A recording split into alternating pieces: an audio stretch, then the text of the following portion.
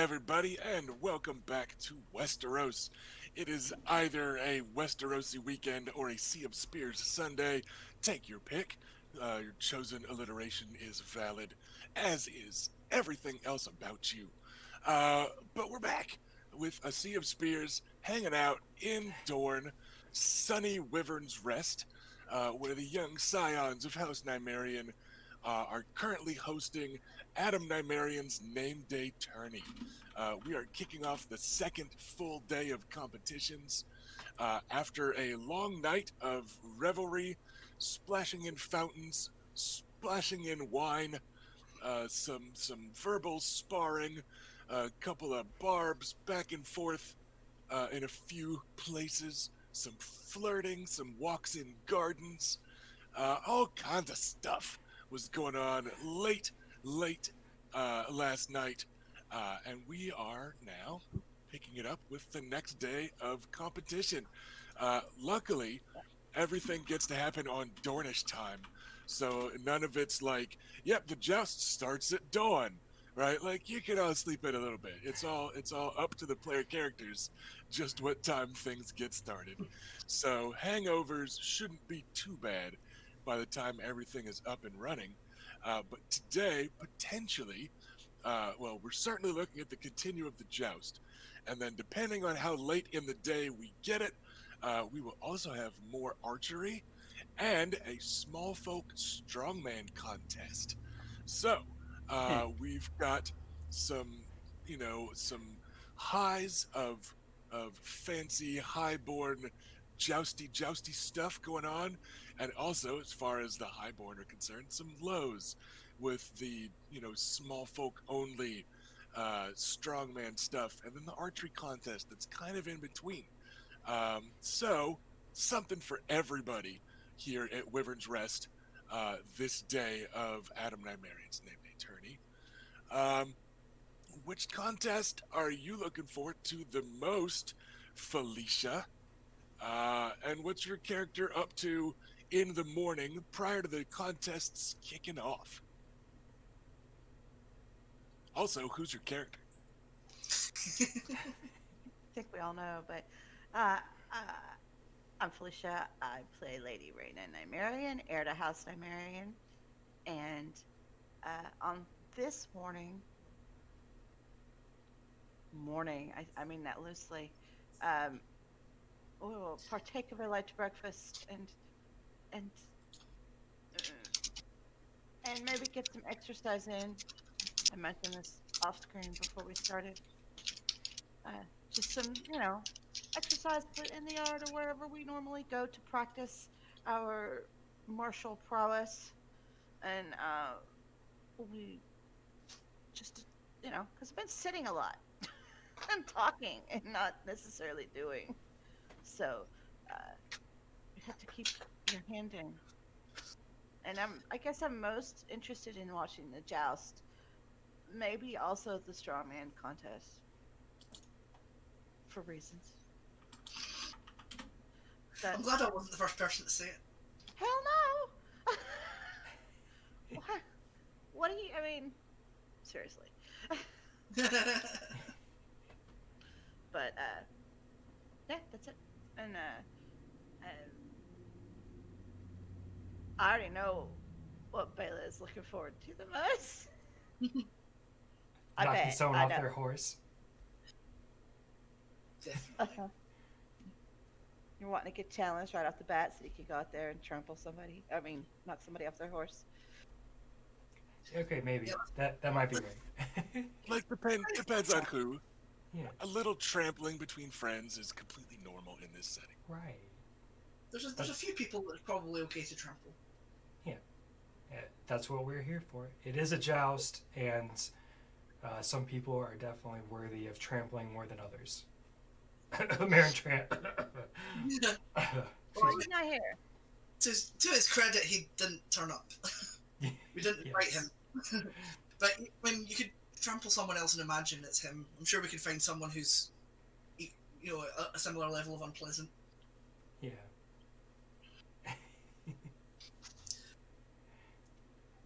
All right. Well, All right then. What about the name day boy? even though it's a couple days past the name day. What's Adam up to this morning? Adam is doing his best. um, yeah, he probably really overdid it last night. He was drowning some sorrows, so he's probably like dark glasses haven't been invented yet, but if he could be sort of in big dark glasses and a headscarf and be like, nobody look at me or I'll kill myself, kind of just That's so trying clear in my head too. I can see that. yeah, yeah, I've It's been like a watching Bloody Shit Street Mary. and kind of seeing a lot of Adam in David. um, yeah, so yeah, I mean, he's kind of looking forward to seeing the next stage of this next stage of the archery contest. He's hoping there will be more challengers today for the joust because he's kind of been feeling like almost everyone's been a coward and not done any challenging. Um, There's a protocol to it. There's an etiquette involved in who's allowed to challenge early, and a lot of the people that are allowed to challenge early are so invested in being of that status that they won't challenge a woman. So it's kind of a weird catch-22 of that first day, where it all got thrown into a spin. only two of the champions are women, so it's predominantly men. So that's not going to wash with Adam. But there are other people who don't need to hold off on challenging early. So I mean, yeah, he just wants to see some more action. And yeah, I would be lying if I said that there wasn't some anticipation of the strongman contests. Right? Like, I don't think there's anyone doing it that he's particularly invested in. It's more the spectacle of the thing of robust fellows tussling. Yeah, and that one's all small folks, so you guys actually kind of don't know anybody that's in it. Yeah. You don't really know many small folk anymore unless Lady Bessa shows up and just whoops on everybody. But She but could that's, totally take them. but she's busy, so they're off the Very hook. busy. But yeah, you guys don't really know any other small folk really. No, but he's a thirsty bitch, so he's going to enjoy that, no matter what. Yeah, so I think he's planning on just sort of sitting back and watching things for now. Though he will probably talk to people at some point, but for now he's just sort of recovering. All right. Were we pretty spot on with Baela earlier, or is there much else that she is up to this morning? No, probably a white breakfast, just like Rhaena. Fruits mostly, maybe some bread. But not much. Just sort of getting a little bit of light aerobics in before getting Come into warm up with me. yeah, and then getting into like her gambus and after that, prior to getting all fully dressed up before heading and- down to the champions square where And everyone the is out. Yeah, and the yard is full of noise. Even pretty early, you can hear wood on wood and blunt steel on steel as various knights and squires are just kind of sparring, practicing, warming up. A couple of the squires are riding quintain. Most of the knights consider themselves beyond that and are worried about giving away their form or whatever here at the tourney. But since there isn't supposed to be sword fighting here, it's just kind of a free for all where they're just having fun with some sword fighting because that's not allowed in the joust. so they're not worried about like showing their hand. So a lot of them are up and just kind of sparring here and there and testing the waters a little bit, and just kind of hanging out because the melee is still several days off. But you figure a few of them are probably kind of talent scouting a little if they haven't figured out, their priorities in the melee, like what they're uh, concerned with and how they're going to stack their team and who they want to fight and all that. So people are, you know, watching this kind of casual sparring with a not very casual eye necessarily. There's more knights and lords hanging out and watching than you would expect. Um, so yeah, there's a fair number of them that are out there. Some of them are just whacking the training dummies and stuff, but a lot of them are uh, trouncing a squire to show off, or wagering on their squires as they fight one another, or sparring with a kinsman. Like there's no hard feelings. Like a couple of the Fossaway boys are fighting with each other a little to try and kind of show off. Um, so yeah, there's a pretty good deal of sparring and warm up and practicing and stuff going on.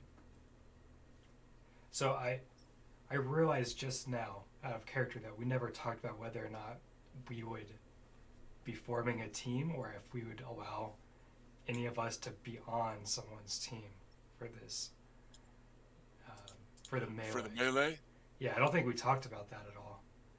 I don't remember you guys talking about it, but We didn't the good news because- is you've got like 4 days Yeah. in universe, so And because we're trying to see like what happened during the joust, because somebody could get hurt, and we don't want to be all like, oh, Nymaryan Rockstar team, but minus one of the rock stars because they're hurt, they broke their arm or whatever, and accidents happen in jousting. Yeah. Also, But I wonder about like us being the hosts and putting together our own team may not Seems be a little- in the best taste. it's probably more socially accepted to take invitations from other teams, and then like to probably like forfeit your share of the prize or whatever. If that team wins, you know give your 20% to somebody else, or whatever. Right. But yeah, like that's the main reason that it's frowned on for you lot to compete in your own stuff, is because like what if it's like a way to just get out of giving prizes to people, so like people know Right. that Robert Baratheon isn't gonna do that. So like that's not why anybody was concerned when he showed up at the melee, and nobody was like, oh, that skinflint Baratheon, now he's not gonna give anybody a prize. Like he had quadrupled the prizes just during the week by that point. So like everybody knew he wasn't gonna, get out of it or whatever. So but yeah, with it being a team one, if you guys are spread out on other teams, it's probably not like suspicious or whatever. Right.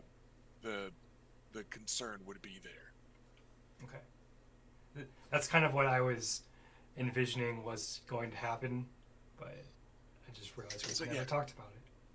Yeah, and that's something else that you lot can then scheme towards for the next few days. Is if you want to be on somebody's team, you can try to schmooze them and talk them into recruiting you or whatever. So yeah, you guys are allowed to kind of still manipulate that a little. I have team leaders, like just for out of character clarity's sake, I have team leaders picked, and I know who they probably want on their teams. Spoiler, it's going to be largely regional again, and based on the known in-universe relationships and reputations of some of these knights and stuff. But yeah, you guys can, in order to keep the player characters involved, I am quite willing to let you guys talk your way onto teams, because there are several contests that you guys are just a lot of it you guys are just kind of sitting out, and I want PCs to get to do stuff. Speaking of PCs doing stuff, you do see Sir Parman Crane out there this morning, since I know Rhaena is stalking him. Um, I'm not stalking him. Has Rhaena like mentioned this? obsession? I don't think it's Paranoia, vendetta. obsession. Yeah, Well, I mean, here's the thing. It's like it depends on how much Adam was like involved interacting with people at the party at the last part of the party, because she got pissed off at Parman kind of in the beginning of the party, and Baela knows about it because Baela convinced her not to challenge Parman to some kind of duel.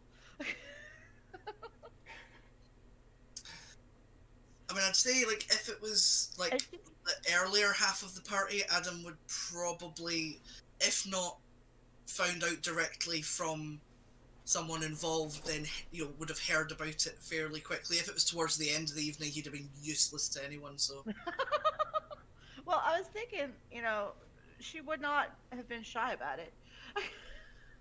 okay, I mean, in that case, like off-screen, Adam has probably at some point said like he probably meant well and just kind of misspoke, but has otherwise not tried to interfere. He'll have just kind of tried to mitigate things and then got distracted by somebody else. To which a drunken, slurring Rhaena responded with, "No, shut up! I'm gonna poison him." Like, That's not what like, happened at all. I'm picturing her getting like worse and worse about it all night. The drunker she gets, no, no, no, no, no, I'm gonna murder him. I'm gonna murder him. Like, No. Defeat him. It's different. We'll do it the Nymaryan way, half with poison and half with steel. I picture like waking up Adam like a couple hours early. Hey, wait. Call right to Uncle Oberon real quick and give him some poison for no reason. Just make sure it works on cranes. Like, the hell? like shaking him awake. I don't want dude dead. I'm just annoyed with him. And Rhaena doesn't have a lot of nuanced emotions. She's more all or nothing. But that's okay. I'll start with just warming up with my sister, and then if I see him, forget it. I'll just warm up with Baela.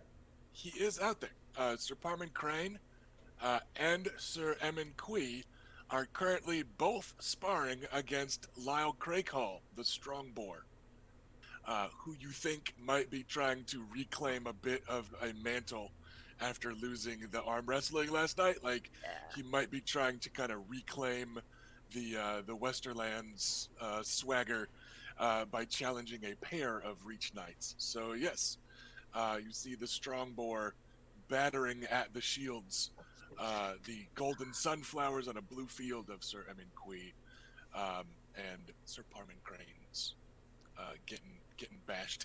Post connection for like just after I finished speaking. Have I missed something? What have I missed? We still don't have your video on your end, but I was just describing that Sir Parman Crane and Sir Emin Qui are both sparring against Lyle Crakehall, the strong boar. So he is battering. Both of their shields are blue with gold stuff on it, and they're both getting pretty scarred up by his blunt. He's using steel, but they're using blunt steel weapons, and he's coming on with a fierceness. That's fine. And yeah, we've got your video back now, Ash. Okay, cool. We're good to go. But now I'll just spar like normal. I won't. I won't challenge Parmain. Ashes. Adam was right, and he's just a northerner.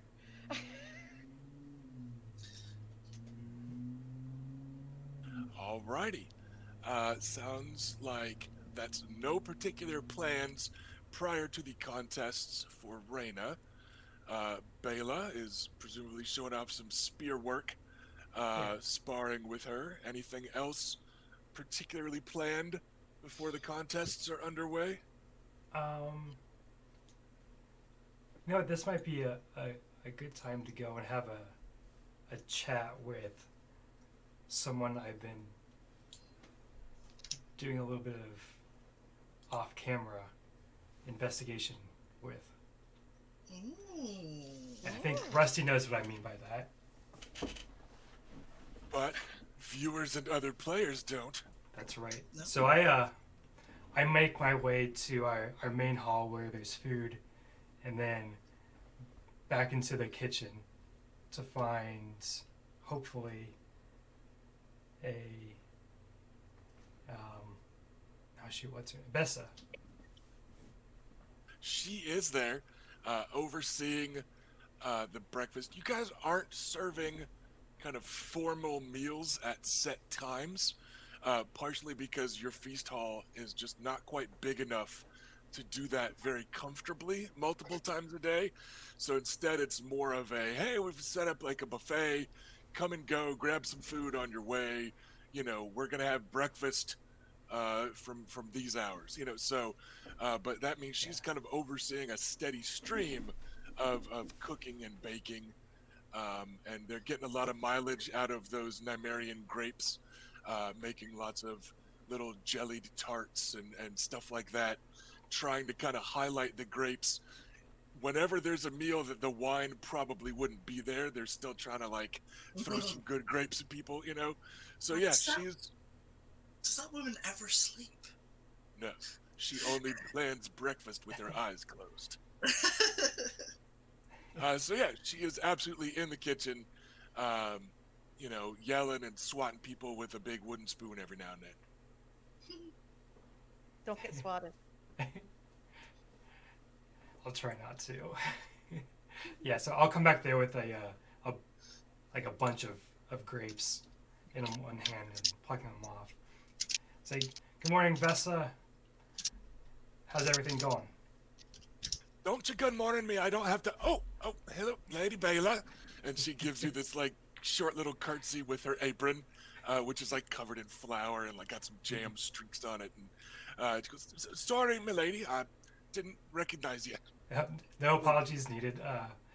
First, I want to say that the food's been great so far. Good job on all of it. She gives you another short little curtsy, and perhaps blushes a bit. But second, the thing that we talked about the other night, have you learned anything? It's been awful busy, milady. Dreadful sorry. Just the kitchens. Give us another day or two, and maybe we'll get. Maybe this lot will keep up. And she just kind of waves the spoon around at everyone within eyesight. She's used to working with a much smaller crew, you might recall. Like it was generally her and one or two kids, like tops. So she's still adjusting to leading a full-on kitchen, and it looks like she's been pretty stinking busy. All right. Well, very well. If there's anything that the kitchen needs, we'll make sure you get it. We'll get word to you right quick. All right. Sounds great. I'll be around later. Aye, milady. Aye.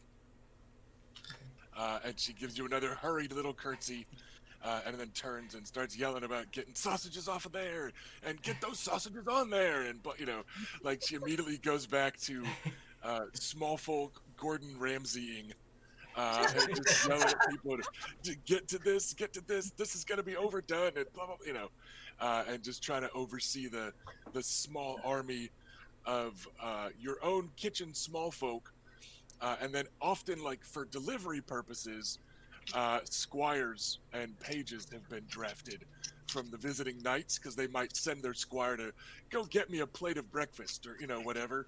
So there's this like small army of terrified squires that are in off to the side, out of the way, waiting for their turn. And so yeah, it's a busy place right now. Oh, great. Yeah, so I'll just leave and get a little bit more food as on my way out to the Champions Plaza.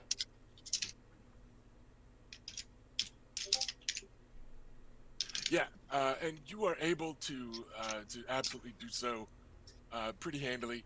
Nobody really, nobody bugs the Nymaryan siblings when they're trying to get a hold of some food or whatever. Food lot are fairly free to do what needs to happen. Speaking of you lot being fairly free, we do have a Robert here, so give us a second to chat. We might need a tick to adjust and get his camera on, just because of how OBS OBS work. and Discord work. But we do have a Robert. He was traveling a bit today and got here a little bit late, but that's fine timing. Because Lucaris, of course, is in the Little Champions area. Um, you guys think maybe he fell asleep in his champion seat last night? Like he wandered there instead of making it back to his chambers. He might have been like, wait, I gotta be in the champion seat early. If I go to the champion seat late, I'm in the champion seat. So he's lounging there. You're not sure if it's new clothes or if it's just whatever he put on after playing in the fountain last night. But he's there, and of course Lord Renly Baratheon, looking put together, and like he wasn't up late drinking too much, which he may not have been. He's could have been fairly moderate with it. He is chatting with the Lady Baela Toland as Sir Loras Tyrell is walking away, and you have no idea what they're saying, but there's a hint of a flush on Lord Renly's cheeks.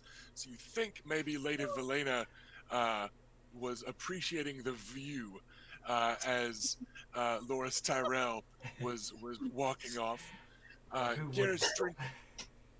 Yeah, they have they don't quite go for like the bat nipples of like the second and third Batman movies, and so there's no like sculpted abs on the breastplate of Tyrell armor, and they don't have like a tight little butt or anything, but he's still just a very fit young man. He's a very handsome young man.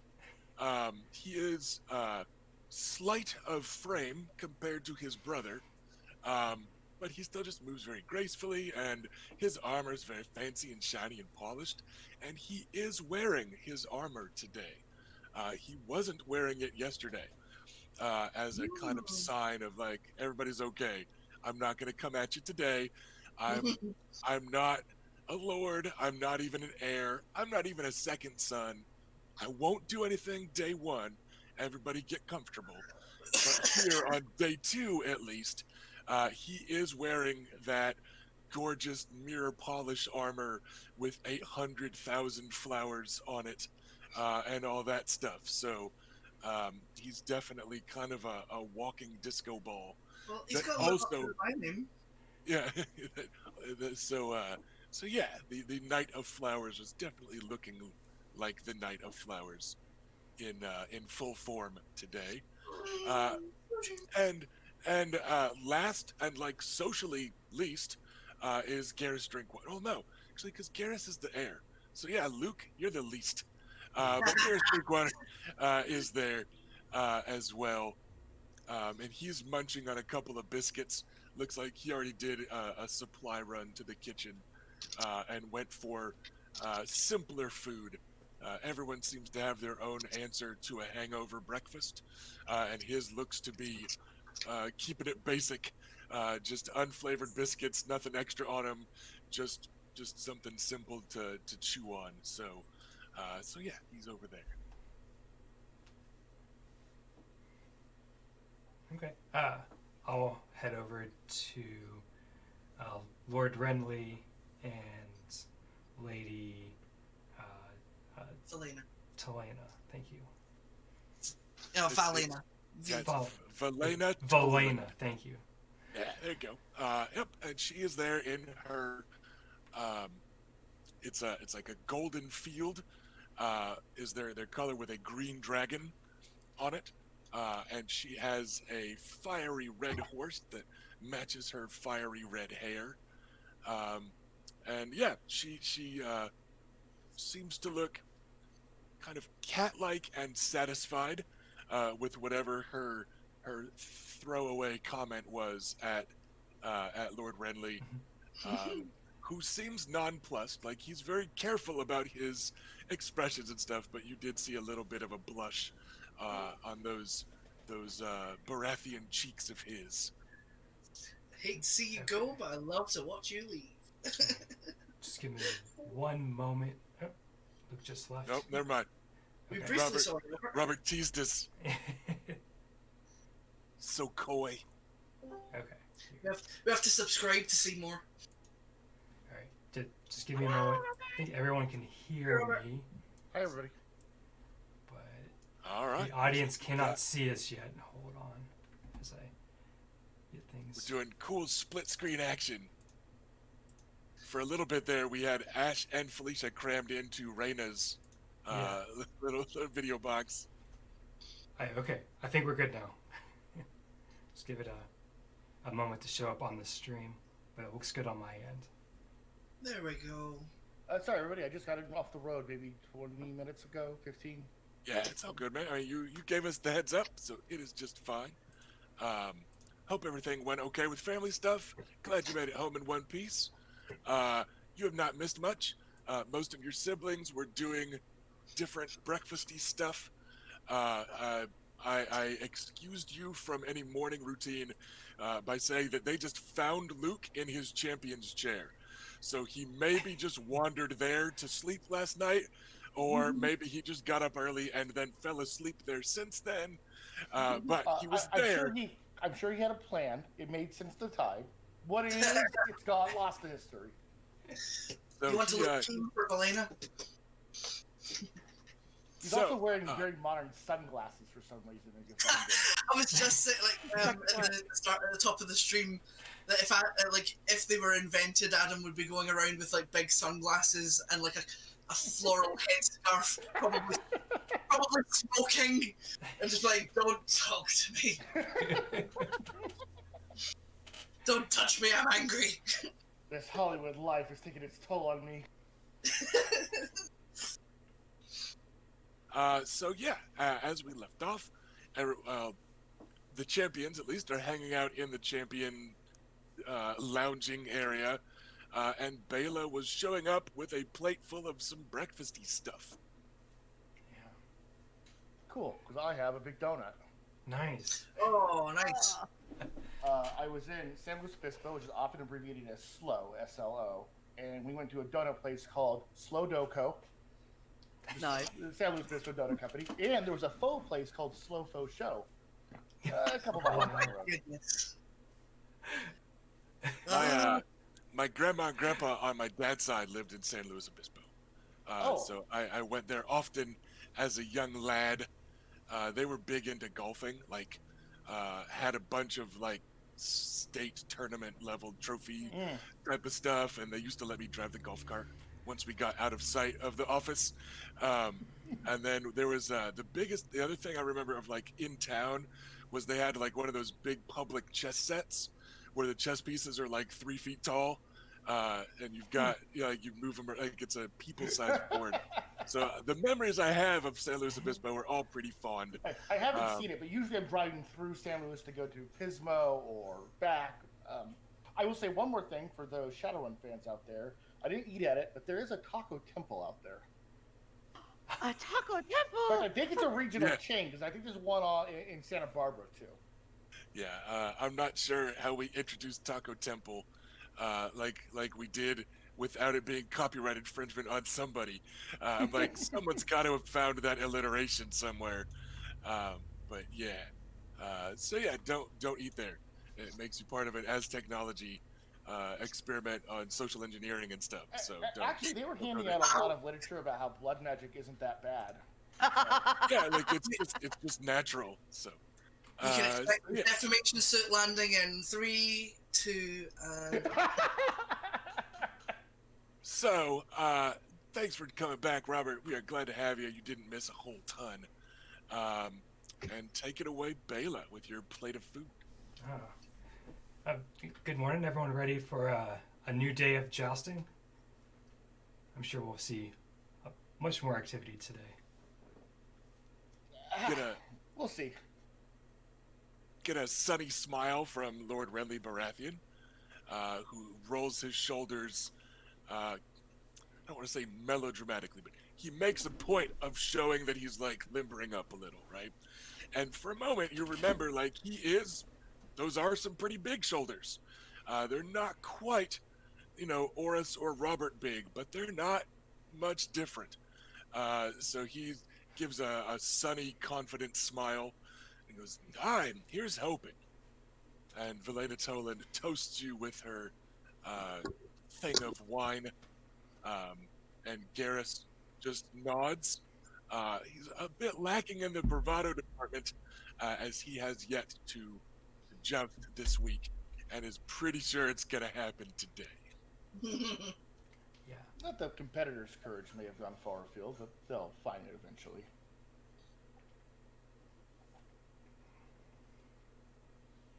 I have just remembered that Adam promised Sorella a tour of his library.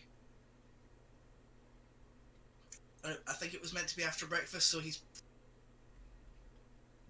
probably not going to be actually present in this conversation. In the interest of keeping PCs together, we can just say that she has not shown up yet. Like, Okay. the library thing can happen, basically anytime today. Yeah, sure. It's not, so yeah, it's fine. Everyone can be here. And the Champions Pavilion is not far from the Nymaryan hosting pavilion. You all do see Septon Jim already there. Your lean and martial Septum, despite his gray hair and the fact he's a Septon, he still looks pretty fighting trim and eager to watch the jousting. Lord Makar and Lord Stannis are not present, but the Lady Iris Danet is already there. And she and Septon Jim have both seated in not like Makar's chair, like the main Nymaryan present seat that's in the center. Like, they're both off to one side of it so they can sit and talk to each other instead of hollering past the chair. So there's a bit of an asymmetrical vibe going on up there in the viewing box right now with those two hanging about. But yeah, everyone is conversationally close. Lord Renly, I noticed that Sir Loris is in his armour today. Do I detect from that he intends to make a challenge? His armor is deucedly hard to miss, especially on an early morning like this one. And he nods towards the decanter of wine. And he goes, and who knows? As I taught him, a good knight sometimes attacks when it's the least expected by his opponents. So it could be that we'll see the Knight of Flowers battering someone from the saddle today. It could be that he wants to leave them waiting in breathless anticipation until fuck's tomorrow. sake. I see what you did there. I did too. Do you think he'll challenge you then? Oh, I think my former squire knows better than that. Sounds like maybe you're unprepared and ready to be surprised. Would Oh. I kind of like grin as I say that jokingly. our Yeah, general? I think Adam would like audibly gasp, like, "Oh, she went there." I only thought it, but she said it. Well, if that does end up being the case, Lady Baela, consider yourself the winner of 50 silver pieces. Oh, Huh. I'll take that wager. I wouldn't mind tilting against Sir Loris. He's quite good. Well, there's no shame in losing to some of the finest. I would not mind losing to a man like Sir Loris. My only concern would be losing to a knight or man of lesser qualities who would then take advantage of the situation that we have on offer here. Well, I think you realise now that you've said that you have jinxed yourself and that will happen. I've already always assumed that some ne'er-do-well or ruffian would eventually challenge me. I would have to teach him a lesson. I guess I never really considered being challenged by actual Raven Noble Knights. Unfortunately for you, Sir Luke, every other knight here is of lesser quality than Sir Loris. But we'll see if we can find you one of middling quality at worst to lose to. It'd be an honor. Of course, definitely. Can't go Sir, through that. Sir Garrus kind of breaks in, not quite hesitantly. Garrus isn't ever really the hesitant sort. You may remember him lobbying Baela every day, all day, to please let him be in the vanguard against his own liege lord, right? Like, he's never, like, hesitant, but you can see that he is acutely aware of not wanting to interrupt the Lord of the Stormlands, right? Like he knows that there's a big status gap here in the conversation. But he goes, I saw the Strongboar working out this morning. He was battering against 2 men at once. I think he's in the mood to challenge. Well, he certainly was last night, to his cost. It was a close match there. He put in a good effort. He's perhaps looking to reclaim what glory he lost. Well, I cannot give what I do not take from the man. That's true. Well, then perhaps we'll see Oris jousting today. That would also be interesting. You lot all have high enough awareness scores to see Lord Renly's smile. I don't want to say waver, but it gets, I don't know, his brow furrows just a bit. He definitely notices as you talk about Oris. He doesn't comment on Oris himself, almost like he's been carefully told not to talk about Oris, or that sort of. But like he's definitely has like perked up his ears, as it were. But he's pretty subtle about it. Like, you're pretty sure that most people wouldn't notice. But as we've established, you guys basically as a family, like, all are pretty above average on the awareness front. So you can tell he's definitely aware of Oris as more than just some hedge knight. Well, I spoke to him yesterday. He seemed ambivalent about it, to be honest. I'm not sure if he will or not. And if he will, he'll probably wait until later. I think it's more melee's more his thing. I think. So, as if to change the subject, Luke will go, Lady Colin, what about you? Do you think anybody will be willing to challenge you today? Time will tell.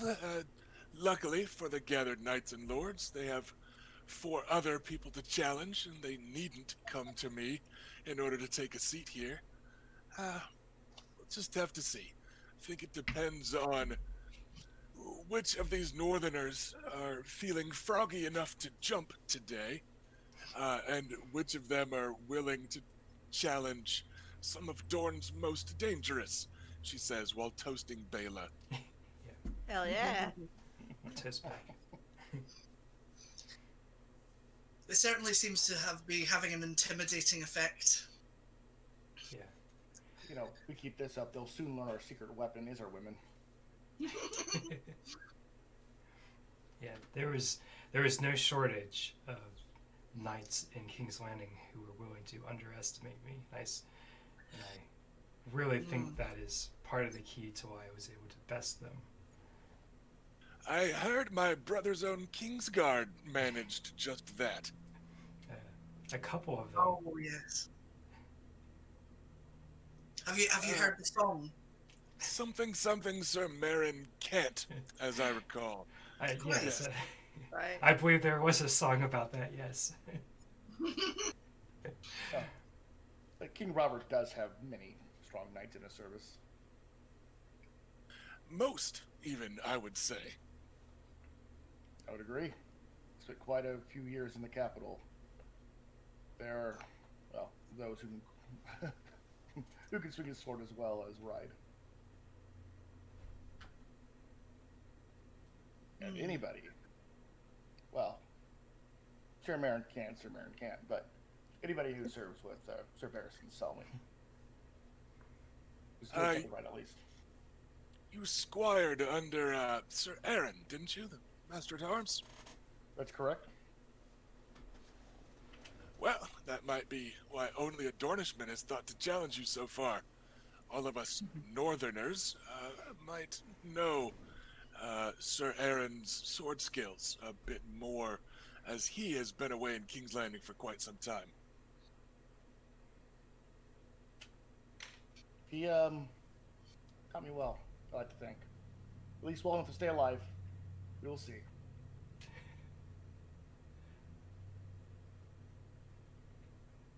And Garrus, once again, I don't want to say shrinks, because again, I'm not trying to make him too timid, but he's definitely a little bit nervous about today, because two of the champions are women that a lot of these knights are going to feel shamed if they challenge. One of the champions is the Lord of the Stormlands and brother to the king, and they might feel it's above their station to challenge him. And now he was just reminded that the other remaining champion, the only other like fucking normal, honest sir of the lot, was squire to the Master at Arms of the Red Keep. So he's like, who the fuck's gonna fight him instead of me? Like, fuck, I'm getting my ass kicked so hard today. Like, so many people are coming at me today. Like, so he's, you can tell he's not, I don't want to overdo it and make it like anxious, but he is a smart enough young knight that he's thought this through and has been like, who would I challenge? Yep, no, that's me. I would challenge me. If I was any of these knights, I'm the one I would go after. And yeah, so he's definitely less brash, perhaps, than you've seen him. Again, I don't want to make him timid, but he's less confident seeming, or at least more serious than you've seen him prior. That's good, because I feel almost the same way he does. Is the Lady Rhaena? Well, regardless of who might challenge whom, I look forward to placing gold on your success, all of you. Thank you, brother. You get a cheerful toast from the Lady Vidalena and Lord Renly, and Garrus just gives a serious nod, like, all right, shit, now they're putting even more of their faith in me. Okay. It was mainly for him. I was trying to sound encouraging. You weren't trying to build up expectations. Yeah, like, this is the latest in a long line of me fucking up and saying the wrong thing. No, he's just in an ego spiral. There's no winning this. Like, oh man, He's just taking it seriously. So, Rhaena's been awful quiet out of character. Like, you are allowed to be here for this conversation, because I very conveniently decided that the viewing box and the Champions Pavilion are right next to each other. So I'm aware. I'm aware. okay, And it's fine. It's just they've been handling it, and I haven't had anything really to contribute. So I've been watching people, and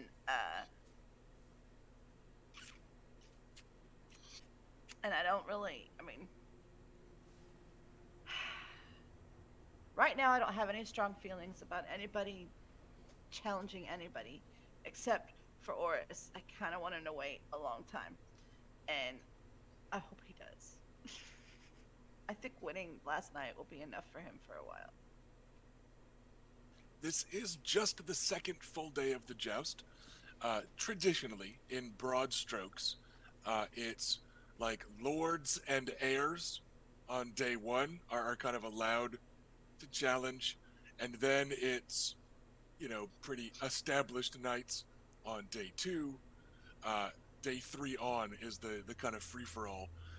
The exception to the lords and heirs is Oris probably could have challenged somebody on day one if he wanted, because hedge knights are sometimes expected to do that if they're looking for a a sponsor, or looking for somebody to swear service to.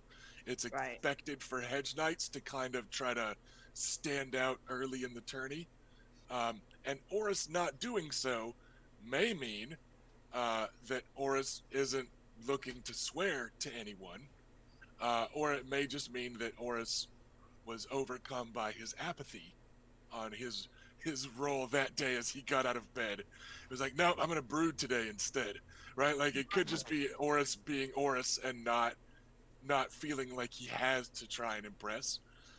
It could have been some coaching from, because remember who your master of lists is. All right, so Wooly Will could have told him best to wait, or Right. or maybe Wooly Will told him to challenge somebody the first day, and Oris just fucking didn't because Wooly Will told him to, right? Like Yeah, there's that sounds about right, Rory. it could go lots of ways.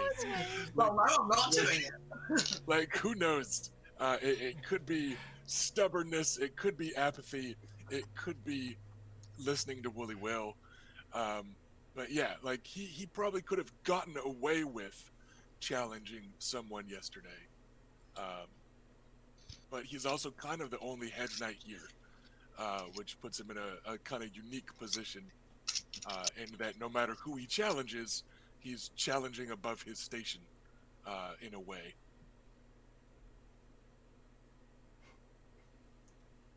So who knows? Oris's mind is a mystery. Yeah, Sorry. An enigma wrapped in a riddle. Right. That's him. wrapped in 300 pounds of Kansas beef. And that's under a real heavy hammer. That's him. All packed inside a sheep's stomach. Mm. No. That's a that's a yeah. I thought Right? turduckens were unholy. No. Mm. Mm. So, Okay. Well, at any rate, I am interested to see what happens. So, I'll be laying here, enjoying my wine. And, I guess waiting. So, look, Harris, how much wine? Like, what's the threshold beyond which you're no good for jousting? He I'm hasn't just found curious. that goal. Like, how much can you drink before it is a problem? Like before it impairs your Only the performance? 7, no. Oh, you've not yet found a limit. I see. or he just hasn't been sober enough to remember when he has found the limit. Maybe why? this is me just completely drunk, and when I actually do sober up, that'll be the day. Avoid hangovers. Stay drunk. I heard a war story, Sir Lucaris. Renly leans your way, almost comically so, like he's pretending to be whispering to you, but he's still speaking in that Baratheon, voice. He's just very pointedly leaning over. Something Do about tell. you having misplaced your armor prior to a battle? Or was it a skirmish? There was intended to be a stealth raid. It did not work out that way. It did not. Mm-mm. And you know the expression being caught with one's pants down. I've heard it a time or two, yes. More or less that. Really, I'd heard it was only your armor. He was These swift. things do change from story to story. The proof be there was quite a river to cross, and we had to do so quietly, and armor's no good for either stealth or noise. The bad of it is, I'm not particularly that good at either one. So, when the battle did break out, I was without armor, and somewhat vulnerable, we'll say. Well, he's still here today. Yes, and you survived even long enough and well enough to chase our target into the river. Okay, she jumped in the river. I simply tried to follow, chase her in the river. Well, I think that's what constitutes a chase when someone is fleeing and another is pursuing. But you make it sound like I had cornered the poor gal in a tower and she leapt into a river to get away. There was no tower. I think that's what we call projecting, brother. Either way, it's very rude of you, Adam. I'm pretty sure Sir Renly was telling the story. Rude. I hadn't heard that it was a she. No doubt that adds a salacious layer to the tale. But perhaps you still might want to change it into some sort of northern berserker rage type of thing. Well- Nope, it's not a salvageable tale. No. Mystery has been solved. The first jouster to do me harm will be largely myself, it seems. Well, this was no ordinary. And I was squired by Sir Renly. Well, she wasn't an ordinary woman. She was the Red Thorn, Red Rose, the Vulture Queen. She was formidable. It's not like you chased some slip of a girl into the water. Now this is making it sound better. But do appreciate the help, though. I appreciate the attempt. You're always welcome. She barely stabbed me that hard, anyways. Yes, but a flesh wound. Bloody Rose. That's what I have it as. Oh, yes. Yeah, she had a couple different ones. Like all good bandits, it doesn't stick to just one.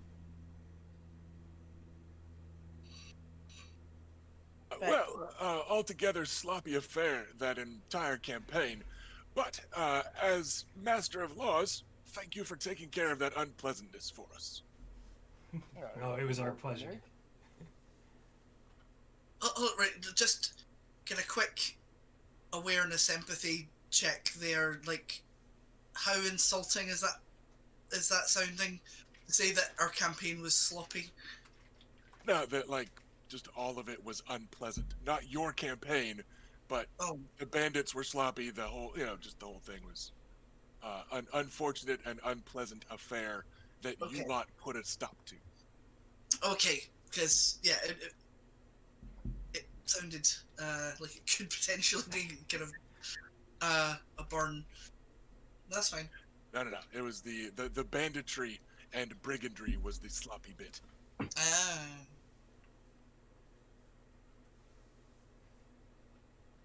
All right. Oh yeah, it's certainly good to rid Dorn of such iniquity. She got away, too. She could swim well. Wasn't she at the Battle of Kingsman? She was She got indeed. away from that, too. Yes, look, you'll be forever plagued by the one that got away. Oh, mayhap she'll show up to challenge me today. Oh, that would be hilarious. Well, there is that mystery night. I have In a lot of fact, other friends. Like, Actually, about that mystery night, oh, that has been bothering me quite a lot. Lord Renly makes a big deal of sitting back in his chair and crossing his arms. those big arms across that broad chest, but he is very clearly stonewalling.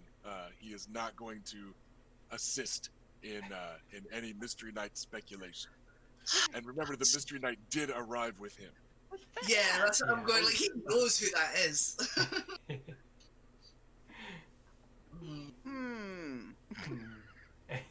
I need to work on him. In fact, I never got a great look at her face. She could be almost any redheaded woman showing up to challenge people. Not if she ran away from you, Lady Baela says. Just Yes, I mean, if you've only seen her from the back, look. She faced us while she was shooting arrows at us. I remember. Yes, I remember that quite well. I think I still have a scar from one of them. Well argued. Well argued.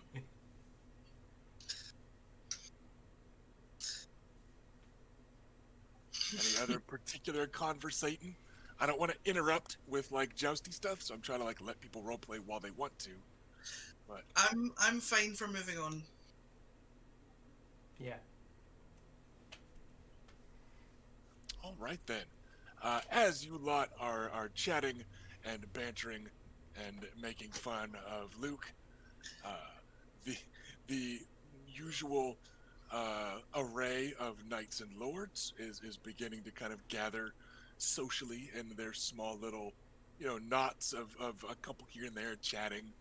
A lot more of them are in armor today, declaring at least a possible intent to challenge. More and more of them are, just looking a little more martial and a little less social, not like antisocial, but a couple more game faces are potentially on. And eventually, a challenger does arrive, and they very handily part the sea of nearby knights and lords, and it is Lyle Crakehall, the strong boar, one of the most fearsome knights of the Westerlands. That kind of, I don't want to say shoulders his way to the front. He's not actually manhandling people, but like he could, right? He wants everybody to know that he could. And his armor is mostly black, and then it's got the boar on it.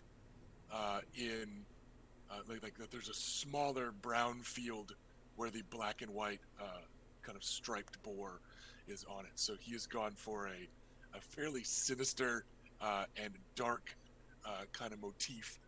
But then you notice that down the back of his armor, or you have noticed in the past, he does have like a painted, like the black and white brindled pattern, like the mohawk crest back thing that a boar has, like like the razorback boar. They have that kind of mohawk mane thing going down their back. Like he does have that kind of pattern painted onto his armor to try and be sticking with the boar motif. And all in all, he's a big dude in big armor, in fairly dark and sinister colors, and he just strides purposefully up towards the champion's lot and takes one of the practice lances from a nearby squire, and just makes a big show of just quickly looking down the line of them and then hammering that lance into Sir Garrus Drinkwater's shield. Oh no, they're like physical opposites. He was right. Oh, R.I.P. Sir Garrus. And so, Sir Garrus gives a cheerful toast and downs the list of his wine, stands up, kind of brushes off the seat of his pants, and heads off to go prepare and get his horse, etc., etc. As is the case for most of your guests, an assortment of squires are on hand to assist, so it doesn't take them very long for both of the knights to get fully armored, to get armed appropriately, and their horses to be made ready. And yeah, it is definitely a battle of opposites. The Strongboar is atop a proper destrier, and you're pretty sure this thing has some like draft horse blood. Like it's a giant war horse. Sir Garrus is on his trusty steed that you guys saw him ride to war. Looks like he just has the one war horse, like most knights of a fairly minor house. Anybody looking to place a bet with anyone in particular? Yes. I am going to stay true to my word and put 50 silver on Sir Garrus. Anyone in particular you want to roleplay with for said wager? I hadn't thought about that. I don't have a strong preference, but I'm certainly willing to bet against someone. There are the Brax brothers that are the other Westerland folks. And there's also his youngest brother, Sir Merlin Craighall. Westerlanders are probably pretty likely to take any wager to live up to the reputation of wealth, that they have. Okay. Merlin Craighall sounds fine. All right, so he's got the triple boars on his stuff, reminding you that he's the third son of Lord Roland. But yeah, he is quite willing to take up a bet on behalf of his older brother. And he looks like Lyle Craighall, just a few years younger. Like, you're pretty sure, like, he's going to grow into that. Yep. Like, he's got that rangy build that's going to be filling in real soon. What do they feed him? I mean, they feed these guys. They have all these big dudes. Horse. They grown big. Horse. So yeah, like, he's currently built like most knights, right? Like, the youngest one is like, yeah, no, like, that's a knight right there. And he's, Big strapping boy. gonna grow into it. But yeah, he will confidently take 50 silver. Anybody else looking to chat with anyone or place a wager? No, not yet. Not yet. I'm fully aware that I'm probably going to use this, but after trying to encourage Sir Garrus by saying that I was going to be betting on him, I need to stick to it. I think betting, like placing like a hedge bet would be bad form at the moment. Yeah, and wagering against your bannerman, is kind of in poor taste. Exactly. Yeah. So the odds are on the Strongboar. He does not get dehorsed on his first pass. Both of them have a clean run and splinter their lances. Definitely Sir Garrus twists in the saddle more than Sir Lyle.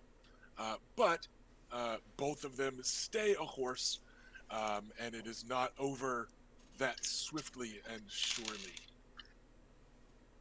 And then on the second pass, that is not the case. Sir Garrus does manage to connect with Craighall's shield again.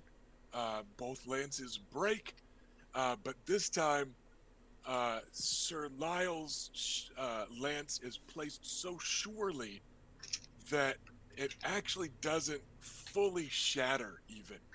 Like, it stays dead on, straight, true, and after Drink has been hammered from the saddle, you see that the lance has broken just once. Like, it just cracked and split at like an angle. And just Craighall's hit was too true to even give Drink much of a chance. So lance tip centered in Drinkwater's shield. He's able to kind of fall with it okay. He's not blasted into the mud and left insensate or whatever. He's, after just a moment of lying on the ground, he clambers to his feet and cleans a bit of grass out of the visor of his helmet, and is just kind of ruefully shaking his head. But he lasted one pass, which is better than a lot of people could manage against the strong boar. Oh well, here you go. Man. Well done. And yeah, that's not many wagers are changing hands. You notice that the crowd isn't full of people groaning, like, "Oh no, I lost money betting on the handsome, sandy-haired young man," because most of them, he's not their bannerman. So the gathered knights were pretty solidly behind Craig Hall, and Craig Hall's not a dick about it. He does do like one trot down the line, and you know, just bellow Craig Hall with like this metallic ring as it comes out through his helmet. And the Brax brothers and his brother cheer in return. Um, and his brother returns the Craig Hall bellow with "Titans of the Westerlands, rah rah!" And they're all cheery and loud and stuff. But then Craig Hall does go give Drink a clap on the arm type of thing, and doesn't like walk over and piss on him to establish dominance or whatever. Oh Like my he's God, a nice Thank guy. God, yeah. that would be a bit extreme. And I think if anyone even tried that, we would have to intervene. And or at least start calling him the strong poor instead. Oh my God. Well, that remains to be seen how strong he pours. Oh man. Can we move on swiftly, please? Please. You're welcome, everybody. Welcome back to Westeros. So, yeah, first match of the day goes just about like people planned. And again, it looked like Sir Lyle was just out to kind of get his rep back. So, sparring against multiple reachmen at a time, hammering a Dornishman out of the saddle, and claiming himself a champion seat seems to have, soothed the savage beast. And he's not being terribly unpleasant about it. And he gives you lot all cheerful toast as he comes over to the champions area, and shields are swapped out. And Sir Garrus very pointedly picks up, like he refills and picks up his goblet before handing over the champion ribbon that gets lashed around Sir Lyle's armored arm. And then Sir Lyle toasts each of his fellow champions before sitting down in the groaning chair. A little bit, he creaks a bit under his weight, but he goes, yeah, thanks. Your lad did good. You rode well. And he's got this bristly, black beard underneath as he takes his helmet off. He's just a burly, hairy dude. So he just has a seat there and looks to be in good spirits after having, at least in his own eyes, redeemed himself. So there's one match. He unhorsed a much smaller man. This makes up for last night. I know, right? Like, Yeah, he knows better. It was a fair contest. yeah. Like I think Adam internally is going like, yeah, you might be sitting in the chair, but you have not matched Oris. Nice try though. I mean, it's not like he would have beat up some kid on the street, Yeah, I mean, we don't want people just beating up kids in the street. That would be bad. Like going after Wooly Will, like taking his crutches and pushing him over. Like, Ah, I'll show Oris. I'll Yeah. beat the knight that taught him everything he knows. I'm sorry, but like anyone picks on Willy Will, Adam is going to shoot them. That No, guy was yeah. poisoned, by the way. He wasn't just like picking on just anybody. He was just out to, redeem himself with a martial challenge. I don't think anyone can blame him for taking what would be considered a sort of safe challenge. And Like, let's see. Next up, things will revert to rank, and perhaps unsurprisingly, it is a lord that steps forward. This is Lord Bryce Caron of the long brown hair, reaches down to like the small of his back, and he's got the black songbirds on a gold field, and for a moment, uh, his armor, which is faintly reminiscent of Renly's, because they're both got the black and yellow type of theme. It looks like he's considering challenging Lord Renly Baratheon, his liege, and instead he slaps the shield of Sir Lucerys Nymaryan, who's of a Ooh. similar build to him. Ooh. I get up in a nod, and I go and prepare my horse. It's a good job it's not a challenge of who's got the best hair. Ooh. His is way longer. Well, I suppose it's like, are we talking quality or quantity here? All right. Who's looking to place some bets?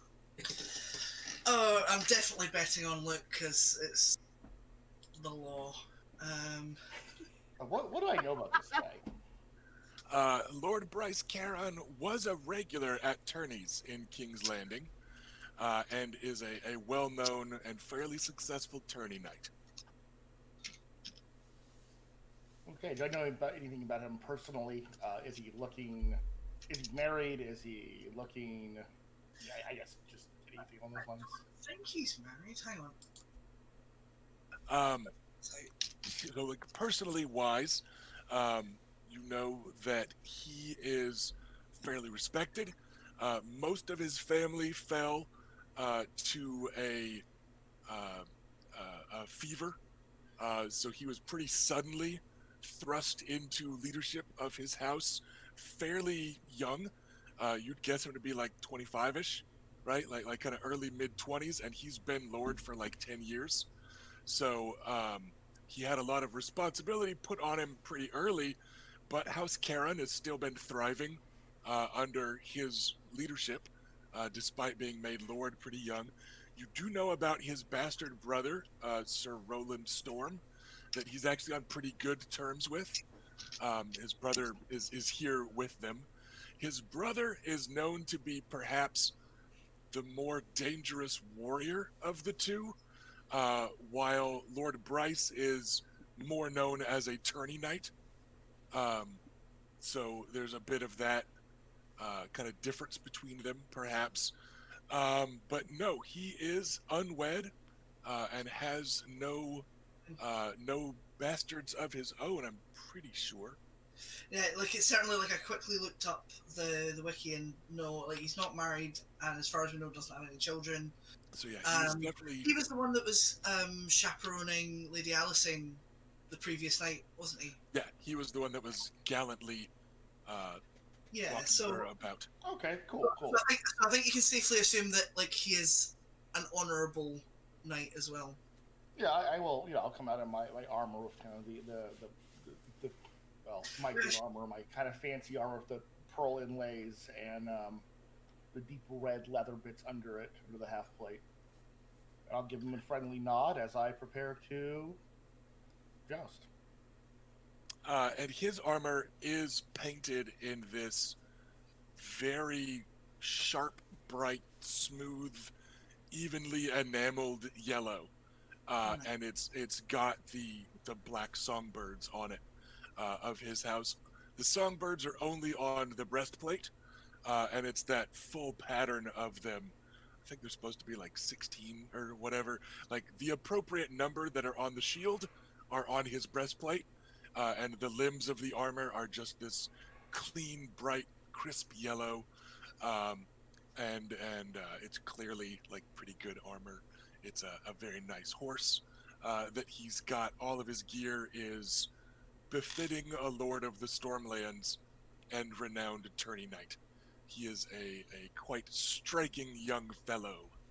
Perhaps not like Knight of Flowers level, but remember, like in the main timeline, he was one of the guys that made it into Renly's Rainbow Guard. Like, so he is a knight of repute and also, I was gonna say gaudiness, but that's not quite right. Flamboyance, let's say. Crash. Let's see, I knew I was going to do some asshole challenge me, but now these honorable nights, I don't have a plan. Oh no. Just I beat guess them. ride. Beat them. Knock them Yeah, off okay, their I got my horse. dice pool here. Minus one cat die for a charge. Correct. Okay, I'm good to roll. So I line up. Don't forget to declare your stance. Oh yes, I'm going to use a brace stance. We'll use the brace 2. All right, so bracing for 2. Alrighty. So yes, this is fighting plus bonus dice for spears plus your dice in animal handling, and then you keep fighting -1. Right? So we are rolling great big stinking handfuls. All right, so you said dice and fighting plus bonus dice for speed plus dice and animal handling? Yes, all your animal handling dice are also bonus dice on this. Well, hell, I don't think I've ever rolled that. Need a couple more dice. More dice is good. Maybe I have, I just don't remember. But okay. I mean, it has Yeah. been a while since it's been a bit since your joust. Yes. Okay, I'm good. All All right, 1 second as I do his math.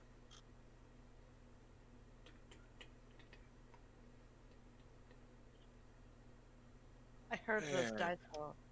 Right? It's kind of a lot of dice. I'm just saying. And I don't have like one of the dice rolling boxes or whatever. It's just my desk, so it's kind of loud. But 1 second as we keep those and those. All right, and he is in. 1 second as I modify for stance.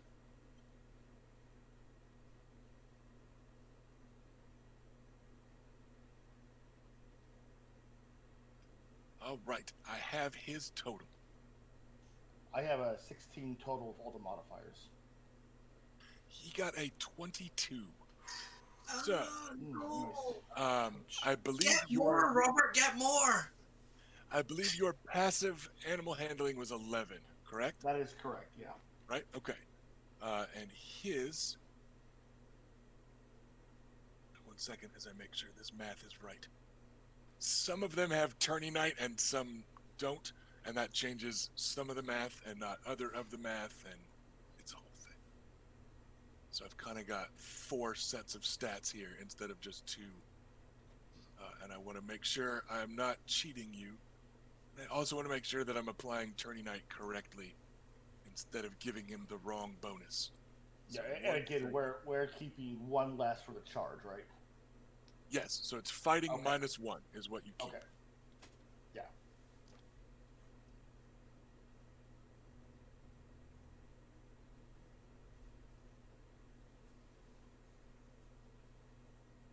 Okay, so his passive ride, double check the math here, is a 14. So what was your total to hit? It was a 16. All right, so that is a hit. Your shield does break. All of that happens, and he will need to make an animal handling test to stay in the saddle, as will you, unfortunately. And Okay. yours is difficulty. Let's see, 1 second. So you are looking for a 15 to not be unhorsed, but you are braced, so that does Good give you a plus +2 to this roll. And this roll is animal handling plus ride, and in your case, +2. I think Okay. you have a. Do you have a mastercrafted horse, I like do. a castlebred? That's another +1. So you do get that. It's not to your passive ride, but you do get that bonus to this roll. Okay, I'm gonna need because I rolled a bunch of 2s. Ooh. Uh, Ooh, no. Yikes. Do you have any destiny that you can throw at this to fix it? I do. I don't got a whole lot of good dice to extra keep. So let's see. Yes. I got 4 and then a bunch of 2s and a 1. So 6, 8, 10, 11, and I can get that up to a 13. What was the 15? Yeah, and is that it's a 15? Is that counting your +3? Yeah. Okay. So let's see, like 6, 8, 11. With the +3, I got 11. I only have a 2 to keep by spending destiny points on it. Okay. You could spend a destiny point to remove one of his kept die, and that would knock his total down by 4, which would knock off a degree of success, and that would fix it. So you only need a 12. So if you've got 2 destiny points to spend, you can stay in the saddle. I have exactly 2. I'm going to spend them. All right. No fun being out. I might as well go There's with one low other resources. There's one other mechanical thing that might be possible. If you both get knocked off your horse, you both get to get back onto your horse and continue jousting. So if he falls from the horse for 1 destiny point, I don't know. He would not, Okay. because I don't know if I am hard enough. Yeah, sorry. I just wanted to put that out there just in case that was an easier route. Yeah, I will spend both, and I'm out of destiny point shenanigans. So all right. So you are able to stay in the saddle. Both lances shatter. Both of you are able to stay a horse, however, and the crowd cheers, and perhaps a little more loudly because this is a Stormlander versus a Dornishman, and there's still some, kind of old grudges there. That even if you guys aren't stabbing each other for real, you're still going to cheer for the home team a little bit more louder than a little bit more loudly. So there's still a pretty good huzzah from the crowd. And then you guys ready for the second pass? yes, he is quite skilled at this. So I'm going to change my strategy. I'm going to do an aggressive stance of a +2. All right, going all in. Ready whenever Exactly. you are to roll. I'm just make sure I got my stuff here.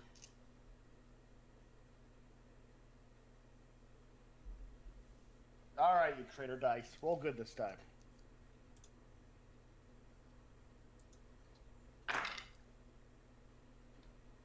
All right, that is a roll.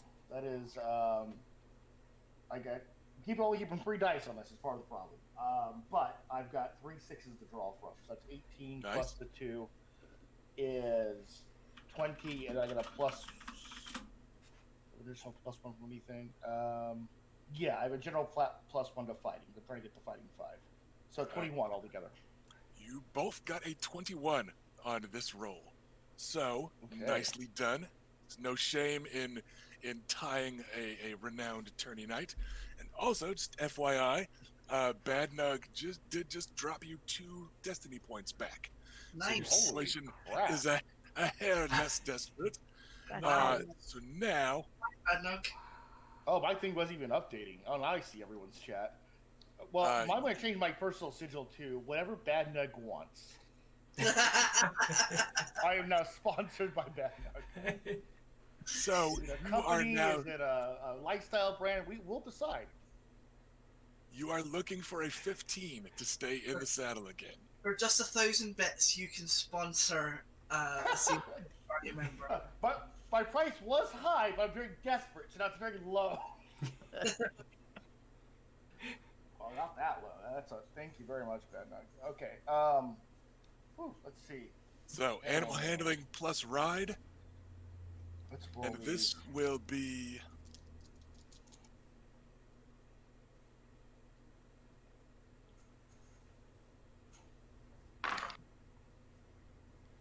That's a better roll. So by default, I've got a 16 with the 3 dice I'm keeping. all right. You got it. So you both very cleanly shatter your lances in a true to form classical strike right out of a Westerosi fighting manual. Both of you are able to land your lances quite accurately and stay in your saddles quite well. Third pass. You guys can see Luke is like exhausted. He is going to change his stance this time. What is yours going to be? I'm gonna stick with aggressive. If I lose, I want him to come down too.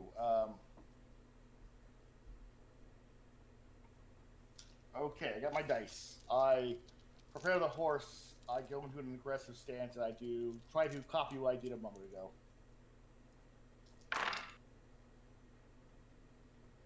Okay, I've got some dice. Let's see, got a lot of fives. I am going to, because I have so many fives, I'm going to spend one of those destiny points and keep an extra 5 on me. Alrighty. Nice. Brings me up to 24. Nice. That is. You both landed a 3-degree of success hit.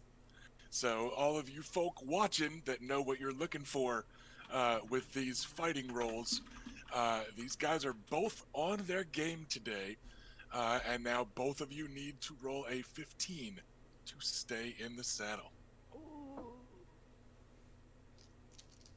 Okay. This is the spicing level. The 15s aren't. I got another easy. 3. I've got another 3 6s on that. 6. Wow. I rolled 3 6s, a 5, and a 2. Nice. That 2 was from that other roll. Fuck those guys. Yeah. Those dice. Twos. Get out of here, Fuck twos. twos. So Nobody that likes is you. that is a 16, 17 to stay in the saddle. Which, for the record, is also exactly what he got. So Whoa. you guys tied on attack rolls and tied on stay in the saddle rolls. I feel like Goku using the Kaioken and just barely keeping up with Vegeta. That Like that he's a seems classic awfully reference. close to being able to use a destiny point to drop one of his. Say if he rolled a 16, that seems pretty close. I don't know what he's keeping, but what do you think, Chet? Should I do it? He's been a very honorable tough opponent, but I may not win otherwise. I I say, take chat suggestions. oh, okay, I'm gonna put it in chat then. You shouldn't. Just so you can make an informed decision Okay. from me instead of chat. The dice that he kept, he would be losing a 1. Oh. Damn his dice. He needed to roll more 2s. Yeah, he rolled nothing Sorry. but 6s and 1s on that no, end. it was still a good idea too. Yeah, Okay. if he had rolled literally anything else, it would have worked. But yes, he had a very strange roll to land there. So, the third time through is decidedly even. On the fourth pass, as both knights line up and arrange at the far end of their fields, here we go. Luke is going to look into the crowd and look to Lady Danet and see what she's doing. Lady Iris is actually not in the crowd. She's in the viewer's box. But she is sitting and watching. You don't see her, she's not like cheering for either side that you can tell, or waiting breathlessly. But yeah, she's just Her and hanging her out and friends watching. don't have like Luke painted across their chest. They're not wearing Team Luke t-shirts. Nah. Things I do. What's your stance for this pass? Let's go aggressive. We're all in. Nothing's changed about that. Alrighty. All right. Okay, it's not a bad roll. It's not a bunch of 2s. Fuck those twos. 16, 21 altogether. All right. That is a 2 degree of success hit against him. Now, with aggressive 2, your animal handling is a 9. Should be 9. So, 1 second. Because he has a 25. Oh, So yeah, he rolled very well this time. Plus, this is what Tourney Night helps with. It's a flat bonus on the attack rolls. So he is 1 second. Yes, that is a 4 degree of success hit on you. So you need an Okay. 18 to stay in the saddle. Mm. 1 second as I roll his, because he does still need a 12 to stay in the saddle.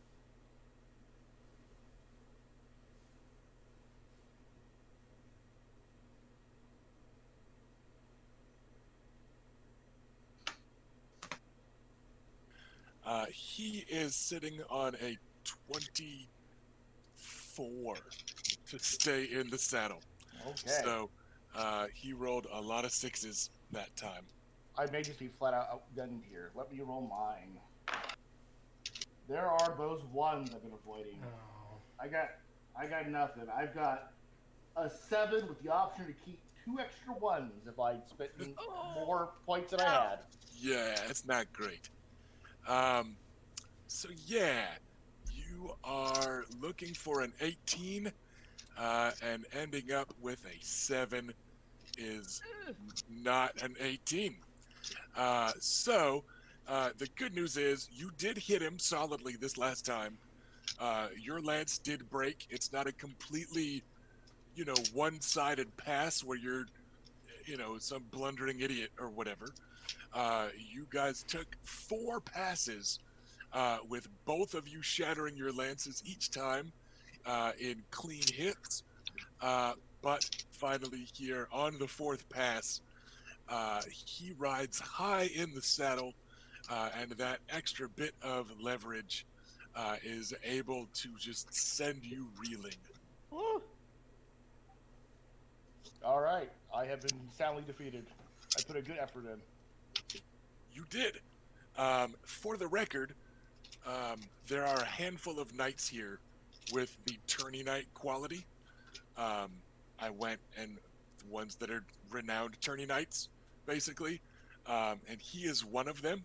And those guys are all pretty gnarly at this, because just having a flat bonus to the fighting rolls and the stay in saddle rolls is really good, because it also kind of offsets a lot of the stances. If you go, yeah, Yeah. I got a +2 to my stay in the saddle, Dude, I can afford to ride this other way, and yeah, so it can often lead to some pretty good rolls. And he also had So- pretty solid dice, so no so shame my in it. general strategy has been to use the braced option because my weakest roll by far is the stay in the saddle roll. This is why I've been able to take a lot of hit after hit and still make it in the saddle. The problem is I'm only keeping 3 dice, and I'm fighting 4, so I'm only keeping 3 dice, and I got a fat +1 to fighting. So once I hit him with like 17 or 19, and it did nothing, I was like, okay, Yeah. I cannot hit him hard enough with brace to keep him in the saddle, knock him out of the saddle. So yeah, just no shame in the losing to Bryce Caron game. He is a knight of quality and a tourney knight. So you hold your I own will for get a up. long time, but eventually, yeah. And I will approach him to congratulate him.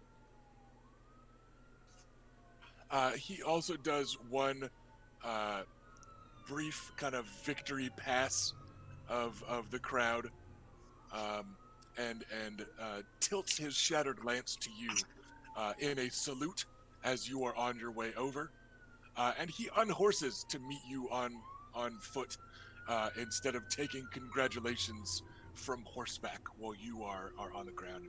He's very gallant about all of this. He removes his helmet and holds it under his arm before reaching out I to do shake your similar. hand. And yeah, I'll give him the So- forearm grasp and shake it and say, "Well rode, my friend. Well rode." and well struck to you, sir. Sir Aaron Santigar taught you well. It seems I still have much to learn, but he did his best. I unfortunately am a poor student. Do me a favor, sir. You are here defending the honor of the lady. I understand it. Just make sure men of poor quality do not unseat you. There are no men of poor quality that can, sir. Let us hope. Warrior be with you. And I give him a nice, like, forearm shake. And I pat him on the shoulder, and I'm going to kind of wave my hand to everybody in a sign of Dornish Stormlander friendship. Yeah, and you get polite applause from the crowd. Nobody's throwing stuff at you like they did to Sir Barrick when he lost or anything. Like nobody's being dickish about it. And I will leave the field to that point, leave my horse off, and let him have his moment in the glory. Good job. All right.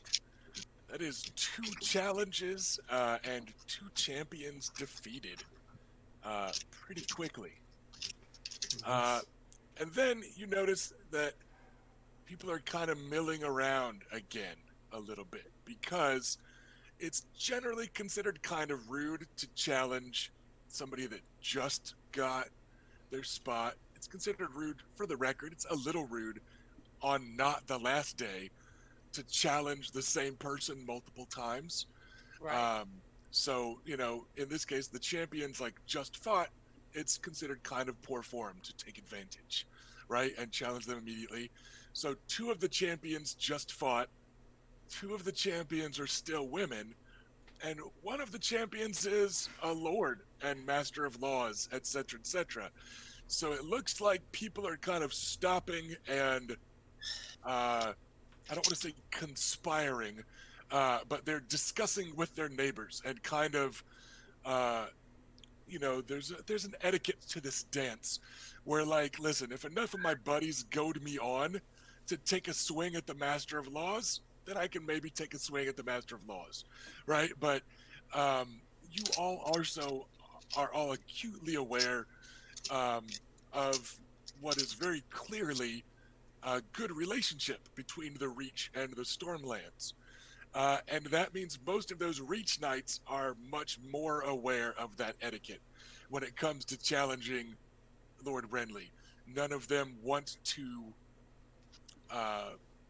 give offense or cross the Lady Olenna, who's clearly, keeping Renly in friendly terms and all that. And no, there's nothing that says you can't challenge another champion. You can't challenge another challenger, but you can challenge the champions that are there. The old Airbud rule. There's no law that says you can't do it. So rule says dogs can't play basketball. Yeah, the it's rules not, of dog it's can't not do in the that. book. Yeah. Well, depending on things go, Challenge Renly. I'm not gonna be immediately there I want my seat back. I'll take anyone on. Challenge Baela. See what happens. Yeah, and most of these, remember, That's they're not on really pay-per-view. they're not so much rules as just kind of traditions and etiquette, right? Going on. Which, since everybody here is on pretty good terms with you, nobody's going to violate the etiquette to look to go to fight. I don't know,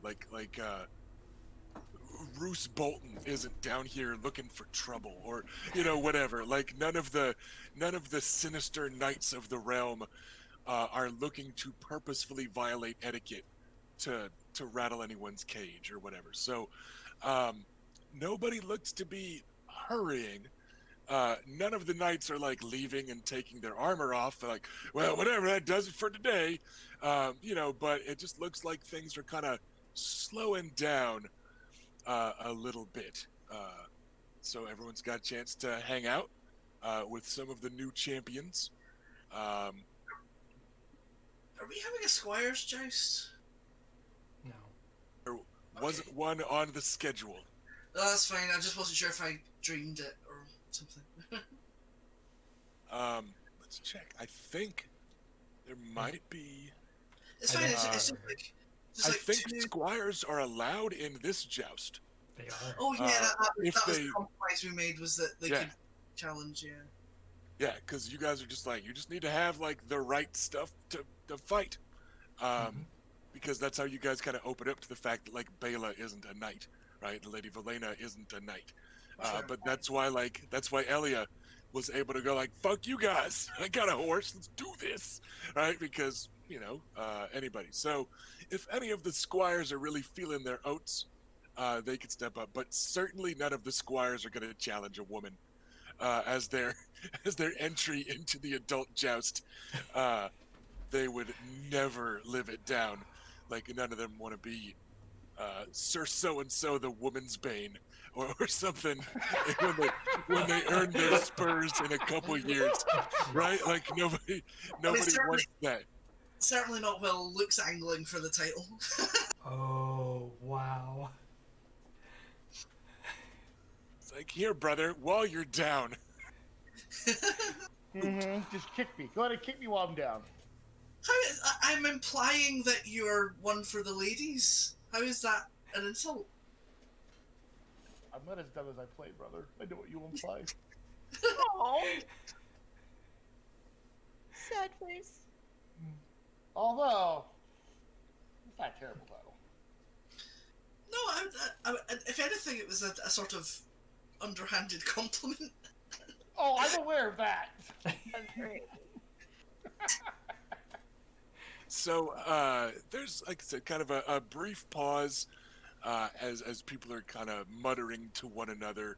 Let's say murmuring. Muttering has a more kind of sinister implication, but they're kind of talking out loud with their compatriots and peers to try to figure out like who they can go for with a way that won't kind of make anyone look bad. And then you guys hear a kind of gruff, barrel-chested voice from the crowd as Lord Mathis Rowan, who is florid and stout and has 3 daughters, and his armor is pretty visibly stout. Like he's just a barrel-chested kind of burly dude, instead of being lean and graceful like most Reach knights. He has gotten old enough to be, kind of badger shaped, right? And he's gone a little bit soft, but he's still a pretty dangerous fellow. And Lord Mathis Rowan of Golden Grove says, 7 hells. Let the maiden and the crone and the mother watch, and let's show my daughters what they could have done if they were born in Dorne. And he stalks up to Baela's shield and gives it a poke. Nice. So the Lord of Golden Grove, much like Sir Beric Dondarrion, is apparently trying to kind of help urge some of his peers into the spirit of the contest. So now, first a Stormlander Knight, and now a Lord of the Reach are trying to, get everybody on board. So, here you go. He's clean shaven, and you can see he's kind of ruddy cheeked, not in a currently drunk sort of way, just red cheeked, kind of rosy cheeked fellow, a little red in the face, more than normal right now, maybe because he does know that this is a little weird. He's not used to this, hasn't been to tourneys in Dorne. Dornishmen and Reachmen don't mingle like this, but by the gods, let's do it, right? So he's still probably blushing a bit more than normal, but he's putting on a good face. All right. Well, I'll offer him a handshake and say, "Well met. Good luck on the field." 100 on Baela. Fuck it. Like, I'm 150 in the hole at the moment. I need to. This guy's motive is very sweet. It's really, really nice of him. It is. Sometime during this, I will come to the observing area right behind the champion stand. I get some more wine. You notice a lot of the Reach maidens working their way towards the front. Lady Rhaena is still nowhere to be found. She's not here to watch boys hit each other with sticks. But Lord Mathis Rowan is wed to the Lady Bethany Redwine, Lady Olena's niece. Right. And she's been one of the Reach ladies riding herd on a lot of the Reach maidens and younger Reach ladies. So a lot of them are, interested in this one, partially because, their friend's husband is jousting.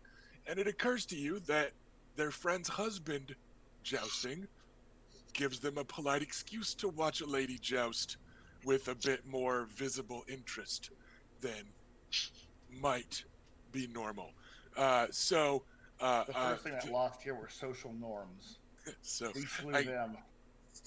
a gaggle of maidens makes their way to the front of the viewing area as a lot of knights very politely give half bows and step back with faintly and kind of adorably puzzled looks on their face, like, I know that I get out of the way when a woman wants through, but here, like they want to be in front.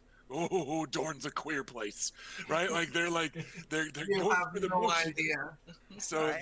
they're all being very polite, and then kind of you can see a lot of the knights kind of glancing at each other as they all move to the second row of spectators, right? Like all the knights are like, "Did you just? Yeah, like I did too." All these girls are up front all of a sudden. What's going on?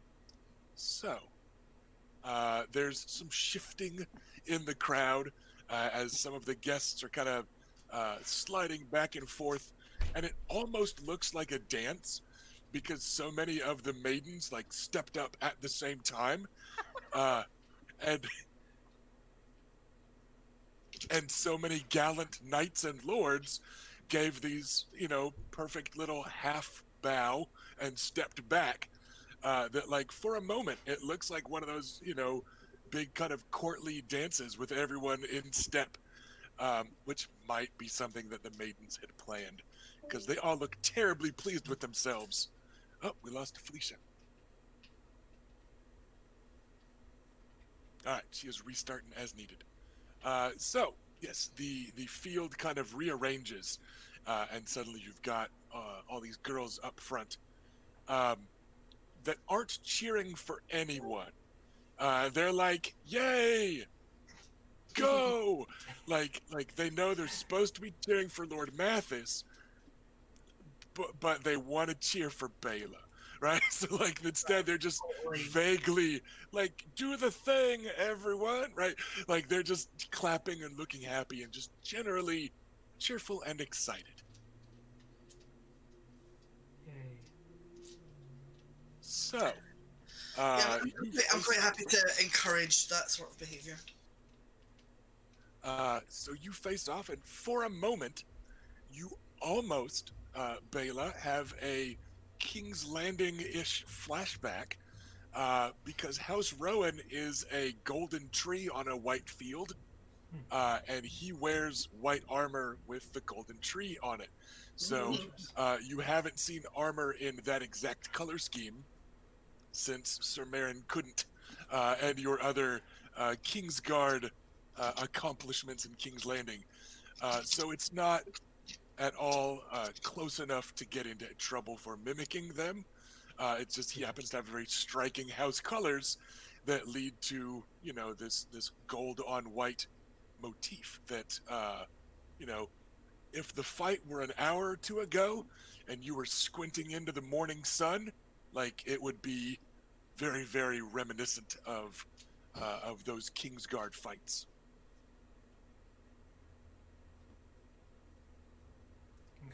Anyone looking to place some wagers? I already stated mine, so. Oh, if I could be milling around, I would like to. Well, and actually, Quitar suggested this in the chat. I like to go to the gaggle of women who are approached and see if we want to bet against this knight. I don't think Baela has it. I'll say it loud. I'll gladly put any number of silver down on this strapping knight who wants to unseat her. You monster. Right?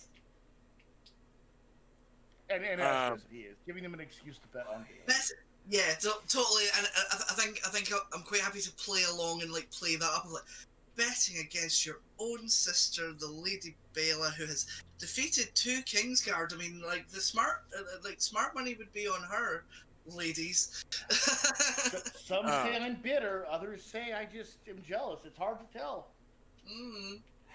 Lady Bethany Redwine, whose husband is up there, says, "It would be unseemly for me to wager against my lord husband, and I do not doubt for a moment that any Lord of the Reach can beat or at least match any knight from anywhere in the 7 kingdoms. But perhaps the girls are feeling sprightly this morning." And she offers her coin purse to the trio of Tyrell girls that you think might remind her of her 3 daughters that aren't here. But Alla Tyrell, Eleanor Tyrell. Be in my place. So Alla, Eleanor, and Mega Tyrell as the giggling gaggle. The trio of Tyrell cousins, all 14 years old, that I've kind of flesh formed together into a single character for most of the turns. the way little gaggles of girls do. Okay, I imagine like the triplets from Beauty and the Beast that are always fawning over Gaston. Yeah. So they will eagerly just offer the whole coin purse that the Lady Bethany handed them. Eleanor Tyrell, who's famously engaged to Alan Ambrose. She tends to be the leader of their little group. So she immediately takes it, says, "We will take that bet, sir."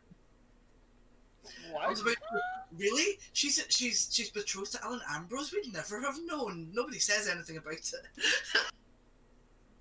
I suppose. How much do you young girls wish to wager? Whatever this sum may happen to be.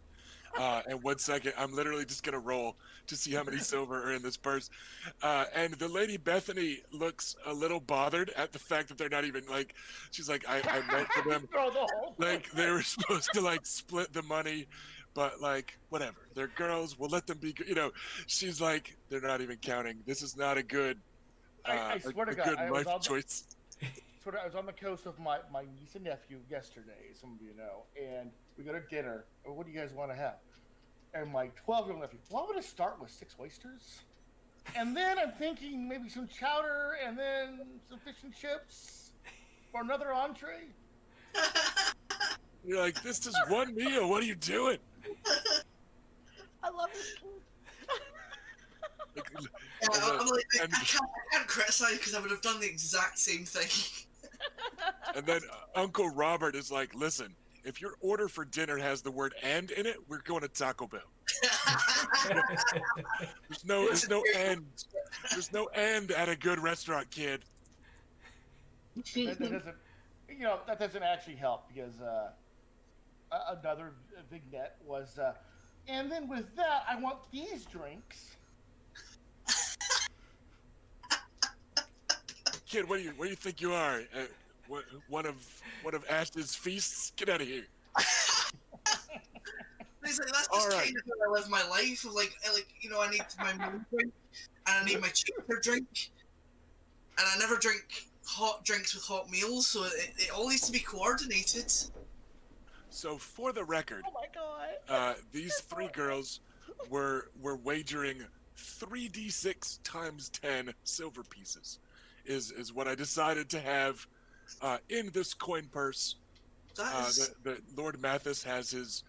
I was like, let's make it a d6 per girl, whatever. So 3d6 times 10. So they are now wagering 170 silver pieces with you because they rolled a 6, a 6, and a 5. Nice. So it turns out that they are being it's more than half a gold. very confident in a very careless way. But to her credit, Lady Bethany does not speak up or stop them or anything else. Well, I think if anything, like if they lose, this will be a valuable lesson to them. Oh god. Don't They're put not that voting pressure on me. Terrible. I'm voting gonna for feel Baela. terrible. I need them to win now. I'm prepared to spend my own destiny for this. All right. Any other wagers going on? I've been keeping track in a word file. I've put 100 silver on Baela. Yeah. The wagering this time around is less for you lot to accrue wealth at the start of a campaign and more just chances to roleplay and say who you're confident in. So keep track of your own. As someone who is down to 9 golds, I have a vested interest in the amount of money. Because I get it all on the horses. I gotta come back. I got a Yeah. sure thing. I mean, I So- wish I could Alright. say I lost it all on the horses, but I didn't. So this I guy's put all my gold in one basket. this man is this knight that's challenging Baela. He's a Stormblader, you said? A Reach Lord. Reach He is Lord. Lord Mathis Rowan of Golden Grove in the Reach. I believe Reach is actually pronounced Rich-ching. Ah. I'm looking at Reach Knights that are here. Screw it, Renly is like right there. Yeah, I mean he's sitting right close to you, and he hangs out with Reach guys a lot.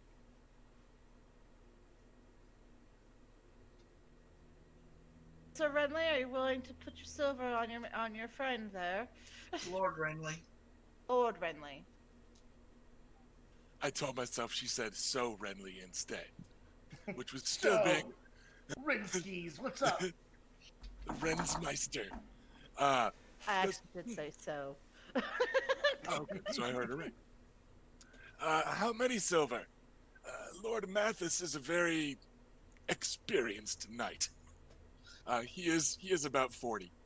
So experienced is the nice way to be like, he's like twice your sister's age. I don't know about this. Well, push the talk, babe. 100 silver seems to be the going bet today. That's what I've seen bantered about betwixt different people. Well, perhaps it's only fitting for the Lord of the Stormlands and the heir to the Blood Royal to wager 200 silver. Done.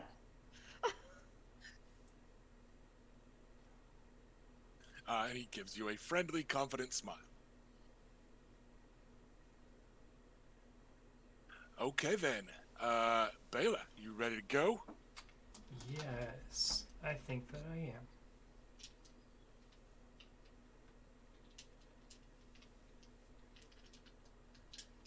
Okay, I have my pool assembled. I have my stance picked. What is your stance going to be? I believe I'm going to go with the aggressive stance, the one that subtracts from your defense. Right. Right. And what is your passive animal handle? With the penalty, it becomes 11.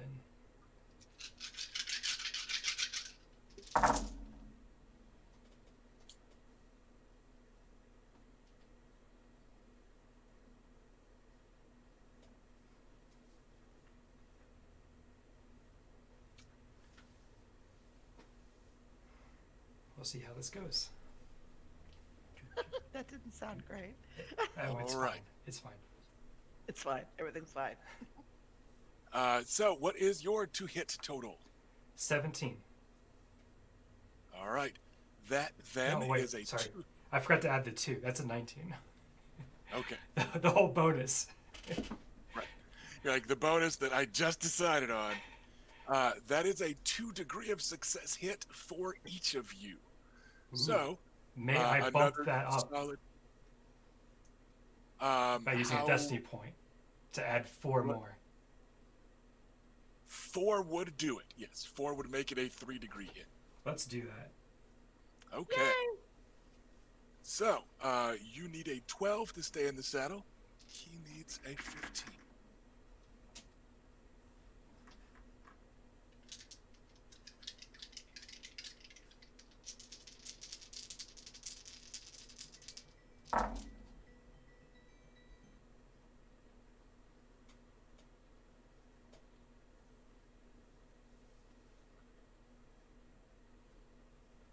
have a 14. All right. You are both still in the saddle. So, a solid first pass once again. Everybody looks pretty true to form. Shattered lances send splinters flying everywhere, and the cheer from the crowd is a bit higher pitched than normal, as the girls up front are hopping up and down and clapping and very suddenly excited about jousting. Next pass, I've got my stance. You got yours? I do, yes.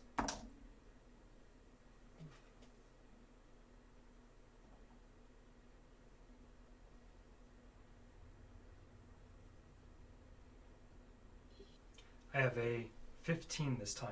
A whole lot of threes. He has a 21 this time. Ouch. Ouch. The very best he can roll. So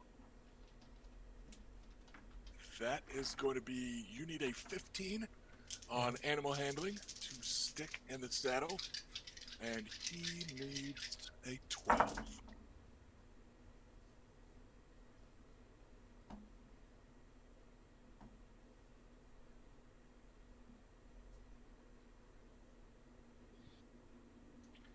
Ooh. All right, he is still in the saddle. I'm going to have to negotiate down his initial roll with a destiny point. Okay. I'll let you do it this time, but remember, in the Okay. future, we got to do it while those are still the last dice are rolled. But I'll let you do it this once. All right. Then So that will fix it so that you need a 12 to stay in the saddle. that's exactly what I have. All right. Okay. You are both still in the saddle after the second pass. Once again, cleanly shattered lances, and both riders managed to stay a horse.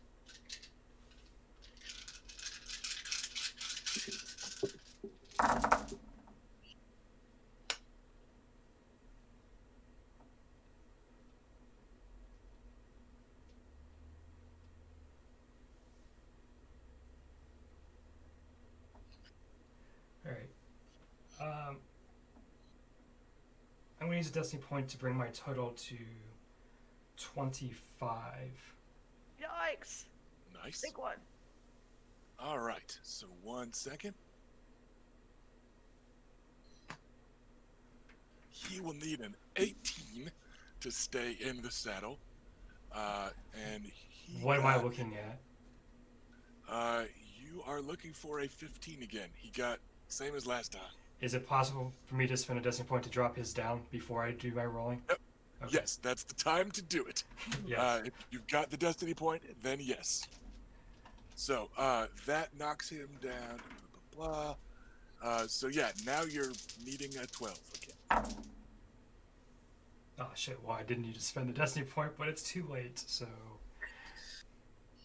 Better to be safe. yeah, insurance. All right. And this time, on it's the fourth pass, I think, because it was the fourth again. Yeah, you guys are both lasting a while. Yeah. Or is this the third? Yeah. I don't No, know. it's fourth. Once again, on the fourth pass, one rider must fall. And this time it is Lord Mathis Rowan, who is like reeling in the saddle, and he almost makes it to the end of the line. Like he's just like laying backwards, and it just looks like he hasn't quite got the core strength to heave himself upright again. So he teeters there kind of horizontally as he makes his way past you, and then finally tumbles off to one side as his horse is like coming to a halt at the far end. And he stands and kind of rests his hands on his knees for a moment. And as he slaps this visor up, you see his face is like beet red and he's breathing pretty hard. Out of character, what I did was every round he had an extra roll to make to see if his weakened stamina caught up with him for his age. I was like, since hit points don't matter in this, I feel like having a flaw in a physical attribute should still come up somehow. So I was like, let's just see if being a tired old man catches up. And when it does, he drops a die. So he just had like one extra die on each thing of a different color. And then eventually I'm like, yeah, like he just can't fucking catch his breath that time. He's taken the lances to the chest, armored or not. He's a little top heavy in his old age. As you know, like 43, that's really ancient, like this guy. So it finally caught up with him.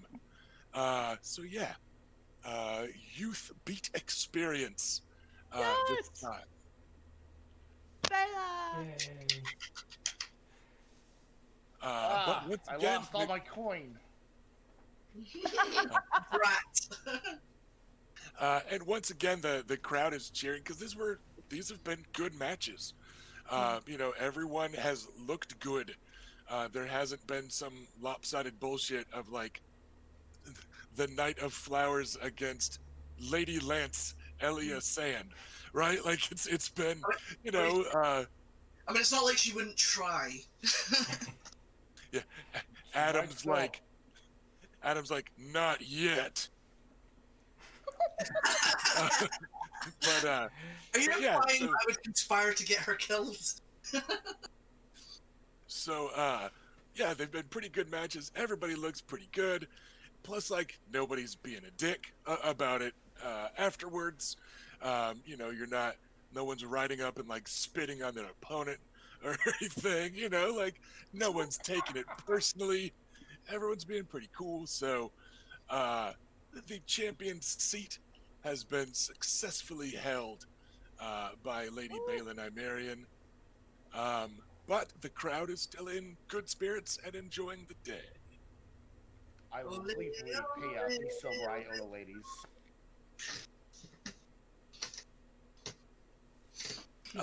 Lord Mathis, I'm assuming you're going to approach Lord Mathis, Baela. Or you're Yes. just gonna like Yeah, ride off please. like deuces later. Get on him. Just No. heads back over to the champion. It's just he's huffing and puffing as he straightens up and kind of shakes it. Sir, well struck, my lady. Indeed, you almost had me that first pass. It would seem that lances are made of sterner stuff than I recall. Normal.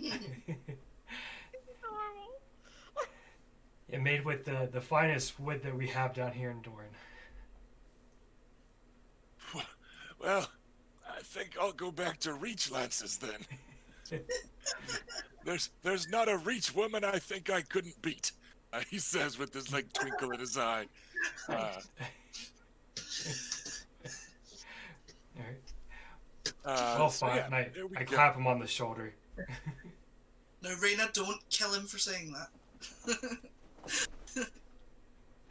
So that is the first successful hold of the day. But pretty well ridden so far by everyone. So yeah, just everyone's in good spirits here in the audience and everything. And I'm finally 50 stags up. I'm happy. and it looks like a dam may have been broken because not long after that match, like everyone has time to, you know, they clear the broken lance pieces off the field, you know, and all that. People settle in again, and you lot see a flaming red hair, a red head, make its way through the knights towards another flaming red head, and Big Red hell. Ronnet Connington, in his white and red armor, stands with hands on hips in front of Baela Toland. He says, "Well, if the lads say it's not rude, it's not rude. Have at, lady."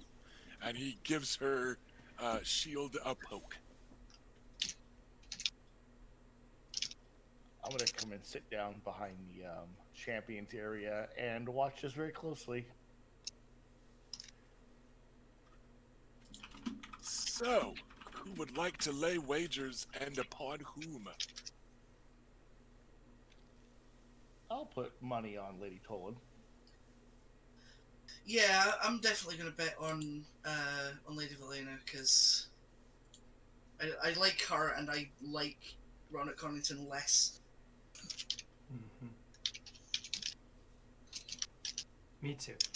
I'm going to stay neutral while I am still a champion. Could be unbecoming. All right. Lord Renly looks to you, Lady Rhaena. He says, perhaps double or nothing. It's only appropriate that I wager on my bannerman. Double or nothing, my lord. And he seems to be in very good spirits while wagering, because it's whatever. He's Renly. He's Yeah, money's never no big deal he's to him. never going to look bothered by losing coin. So all right. Any other wagers coming up? I think I'll just watch, Yeah. actually. All right. I think we got everybody. The gaggle of reach maidens and stuff stay in the front. They do not chivalrously give up their spots to the lords and knights behind them. They're like, no, we're here now. We're staying. We're watching. we're sticking around. That's another girl up there. So yeah, they're staying.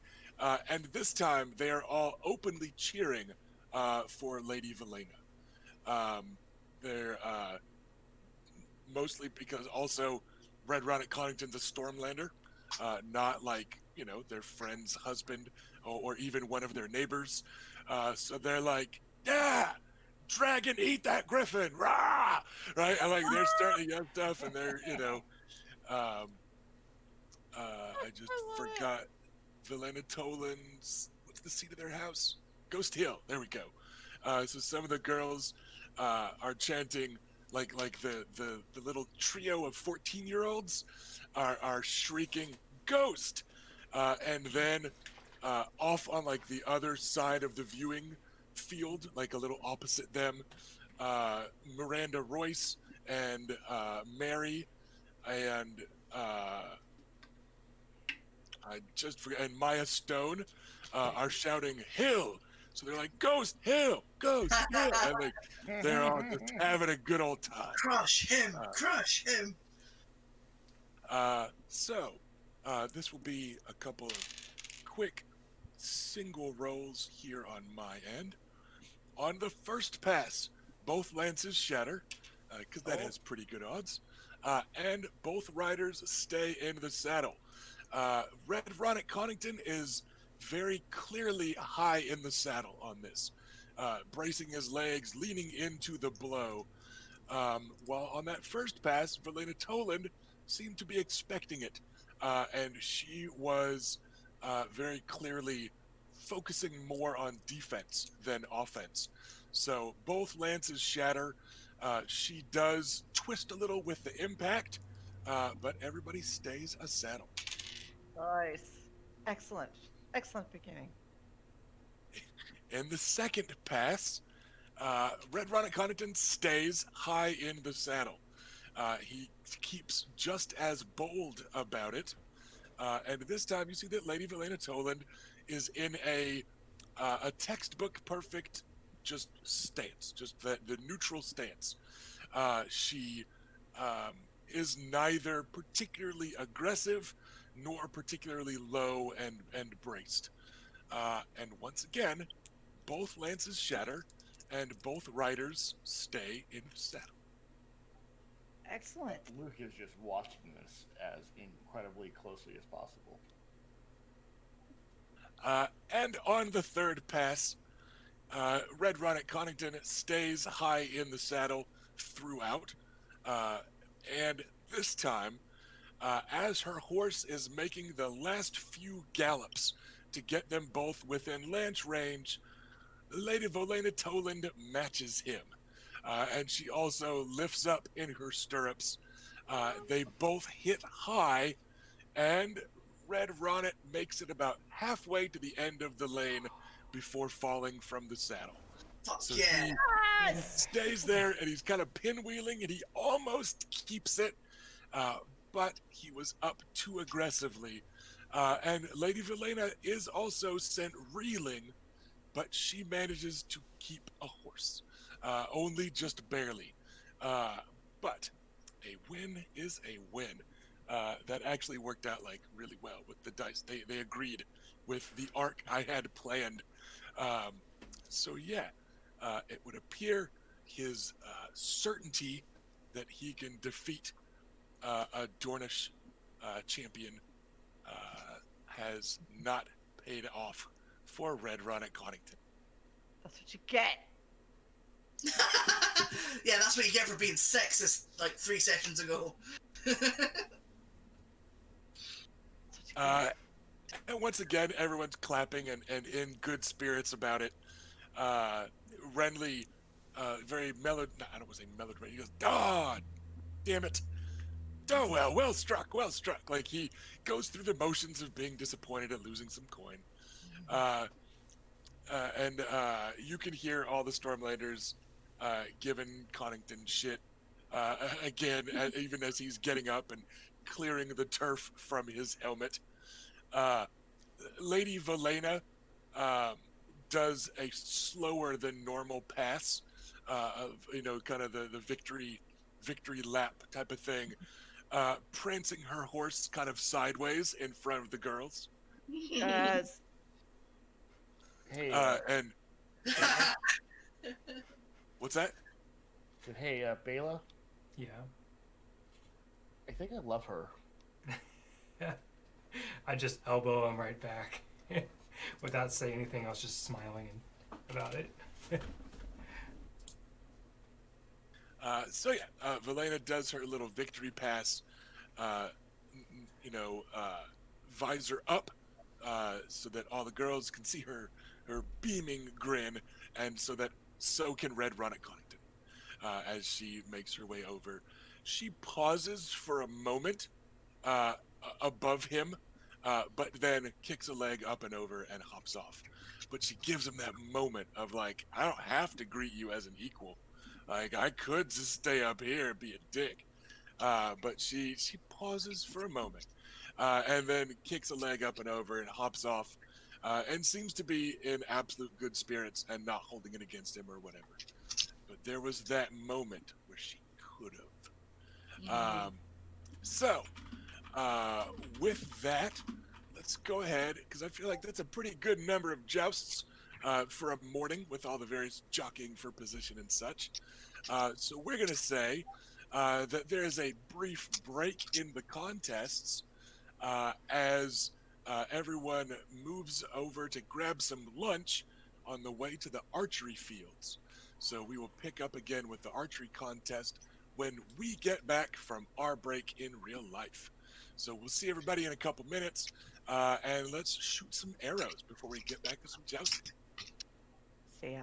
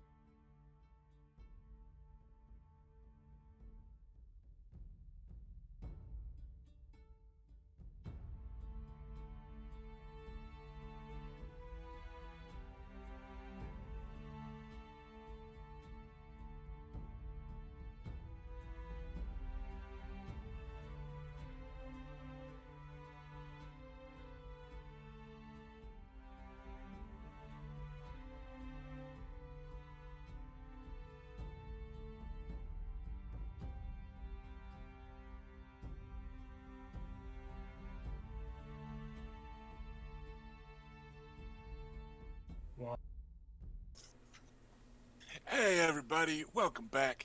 We are done with our breaks, stuffing our gobs with all kinds of junk food. I had a leftover donut from Friday, and I'm not ashamed, because it's 2020 and there are no rules. Eat what you want. But we are all back with a few refreshing sips of water to clear our palates. We are ready to get back to the game. So, everybody was kind of in character, snacking on the way as much of the crowd shifts all to one direction. I was going to say, like, everyone slides to the left. But it was like, I don't know, like, we don't really have a map. But whatever. No, to the wall. So everybody just kind of heads on over to watch the archery. Um, again, the crowd has quite a few less highborn in it. There are a handful that join, make the trip with the young scions of House Nymaryan. A couple of Dornish folk don't mind, and they're watching a lot of Dornishmen shoot, so like some kind of a Dornish pride thing. And a couple of the Stormlanders are here to watch their buddy Sir Baelin. But for the most part, it's it's seen as a lowborn contest. And of course, Sir Baelin and Aunt Elia, the lady of House Sandstorm, are the only trueborn, um, landed adults here, basically. Then there is little Robert Frey, who is trueborn, but has not yet reached his age of majority. And then, of course, there is Sorella Sand, who is a bastard and also isn't Lady of Anywhere or whatever. So, and then there's a bunch of lowborn folk. Um, Mostly Dornish. There was one Stormlander, I think, that made the cut, some footman from a Stormland house.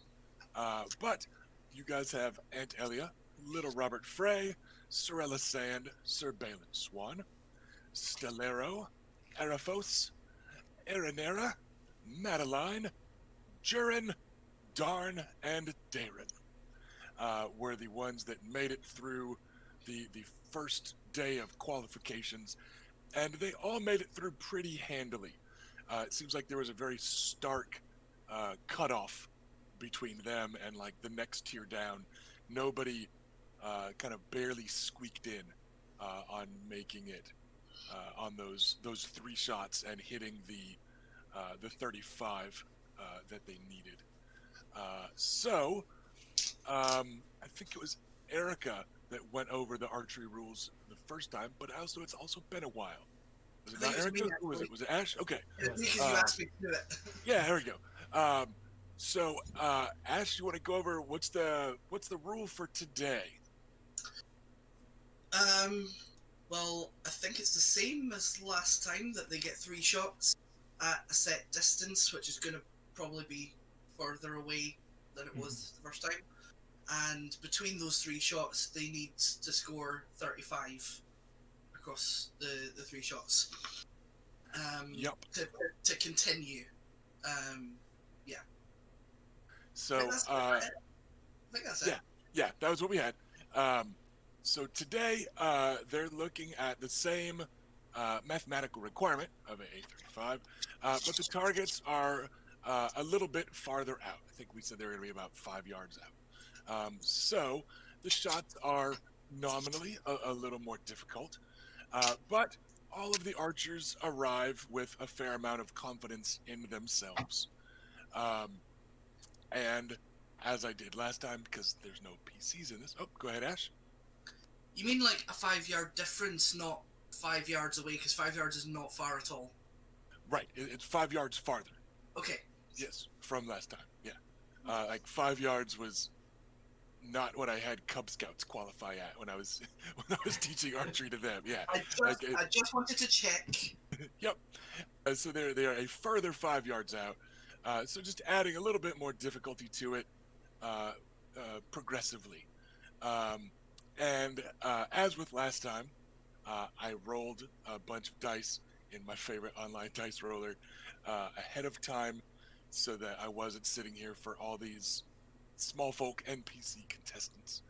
Um, and Elia surprises no one by making it through. She doesn't make a big show of arriving late like last time. She's here on time as perhaps a show of respect to the other folks that qualified. Maybe she was just playing some head games that first day. Maybe she was just kind of drunk and took her time getting here. Who knows? But today, she's here on time and shooting with her own bow. And as expected, it's 1, 2, 3 neat shots, very quick, very close together. Uh, Absolutely qualifies. Sir Balin Swan shoots at a little bit slower pace, a kind of regulated military pace, you suspect. But he's also got a big ass longbow that he is using, so he's just a little bit more methodical with drawing it back. He's got longer arrows, longer wingspan than anyone else on the field. Um, and he just shoots a little bit more slowly, but again, just absolutely hammers the target. 3 quick shots, no problem. Sorella Sand does it almost as effortlessly as Aunt Elia, in that same almost kind of offhanded way. And you feeling that they're kind of making a show of their speed to try and just make it look easy, which kind of works compared to Balin Swan, who's a little more methodical about it. It makes it look like, the Dornish are doing this with a piece of cake, and look how hard the Stormlander needs to try, type of vibe is kind of what you think those two bastard Dornish women are up to. And then there's little Robert Frey, who is the slowest of all the archers. Um, but his grouping is solid, like middle of the pack. And you can tell he's doing step by step in his head. Um, you know, knock the arrow. All right, double check your stance. All right, like he's doing it slowly, like they've been teaching him. And he shoots like probably the next slowest would have shot like a fourth arrow as little Robert shoots his third, right? So it's not like comically slow, but you can tell he's being very studious about it and wanting to like show the nearby archers that he is doing what they taught him. Um, and then there's most of the small folk that are just kind of somewhere in between. They're shooting at about a Balin Swan pace because most of them have been, trained for a military volley, and almost instinctively, some of them are kind of shooting together at like the same time as the archers around them. Um, so still, it's 3 arrows. So the whole thing is over uh, fairly quickly once the archers are just there and lined up. It does not take them terribly long to shoot their 3 shots. And in the end, when the math is done and everyone is, the measurements are for like the size of the grouping are done with just like a piece of like yarn that they hold at one arrow and then they loop it around the other two, and the distance that they need to make the triangle determines how tight everything is to the target type of thing. And in the end, only Jurin, one of the small folk of no further note, that's just a made up name for this contest, but he is the only one that does not qualify. Everybody else's dice were pretty hot today. And Elia did have the highest total. Sir Balin Swan was 1 point behind her. Sorella Sand was 1 point behind him. And then Araphos was next. And then little Robert Frey. So he was still, 5th place out of this, dozen or so. So solid middle of the pack for the scrappy underdog and fairly predictable top 3 as we're expected. So only Jurin. Sorry. Oh, go ahead. Nope. I was just mean, like, so there's only one. Is there only one more round of archery after this? What I had on the notes were 3 days of qualifiers. And then the last day, it was kind of multiple targets escalating until somebody, So yeah, there we go. Most of the archers were on form. Looked like it's kind of an unlucky puff of wind caught Jurin's, and just enough for him to not quite make the cut. So yeah, there we are. The archery contest takes a couple minutes, and most of that is the scorekeeping more than the lining up and the shooting. So once again, an awful lot of your archers here from the house are cheering on not only Aunt Elia but little Robert Frey because he's been practicing with them. By extension, a lot of Dornish folk are cheering on Sorella Sand because she is, the Red Viper's daughter, one of the famous sand snakes. And then there's an unusually, yeah. We're just careful. Careful with that. Adam doesn't know who to cheer for. He's just going to cheer generically because almost everyone is someone he likes.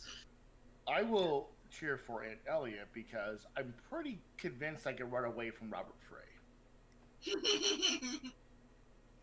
And then there's a handful of Stormlanders cheering on Baelin. Sir Beric Dondarrion is here. Guyard Morrigan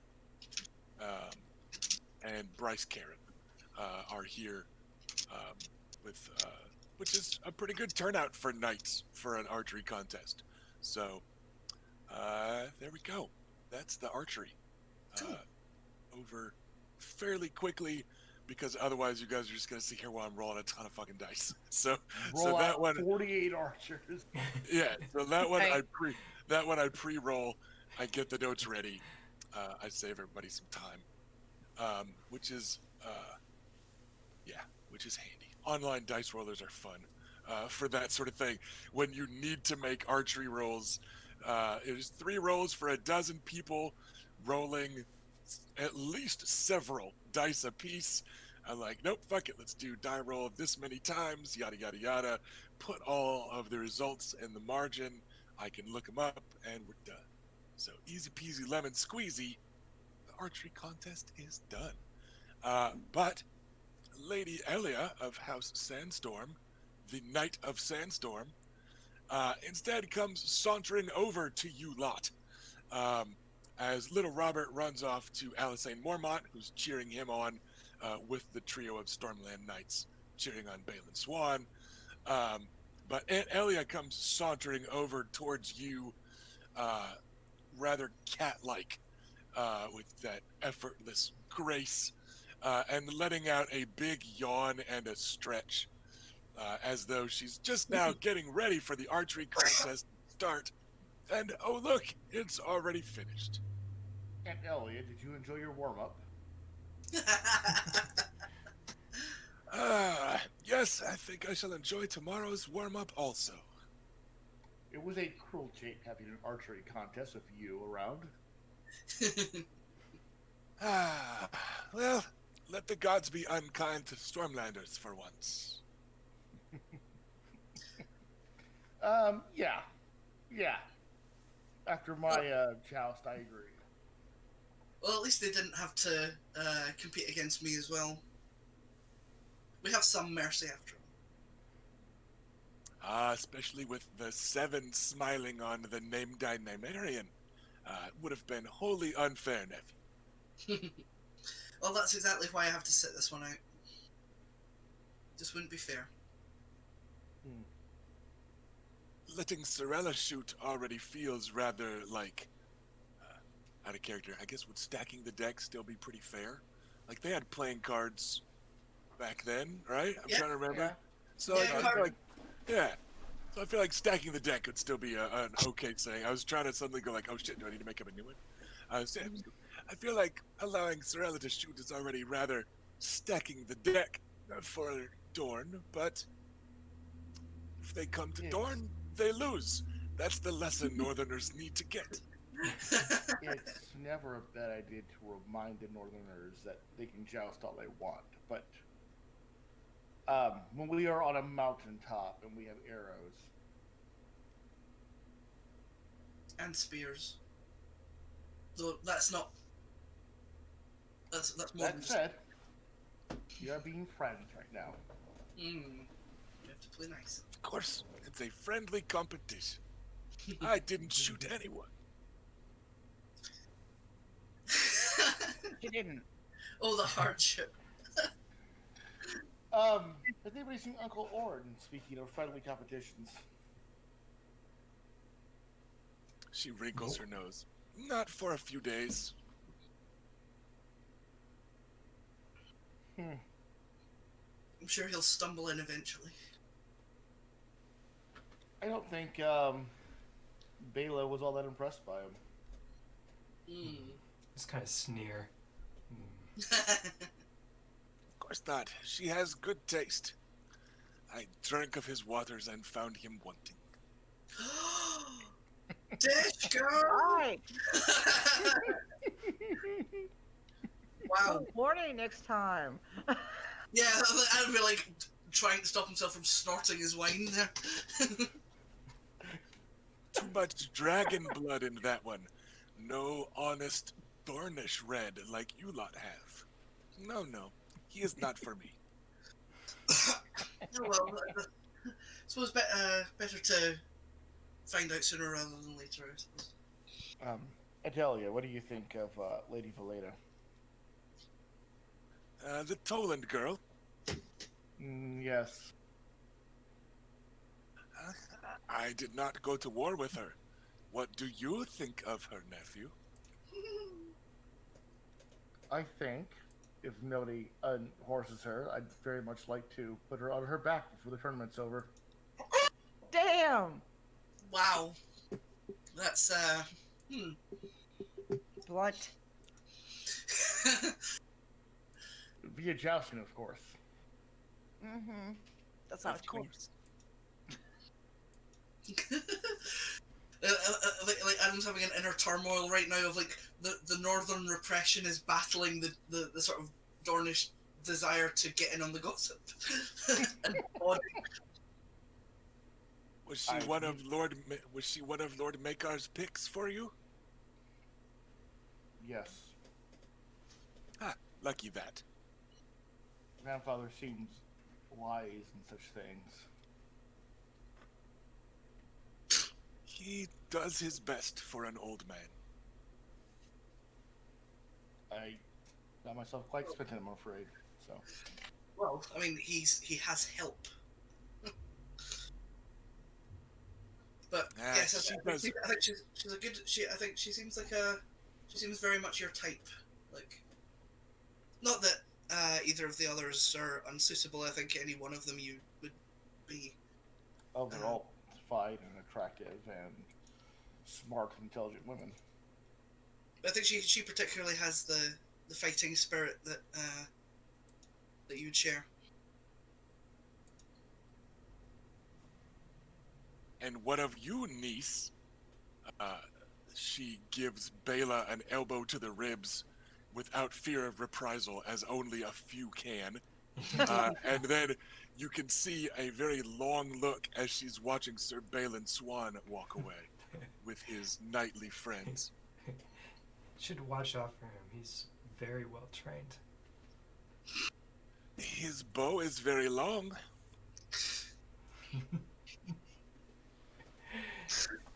It sure is, isn't it?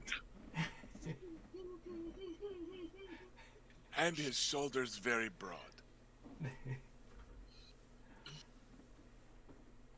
It's very muscly. Alas, I have not seen him without a shirt on.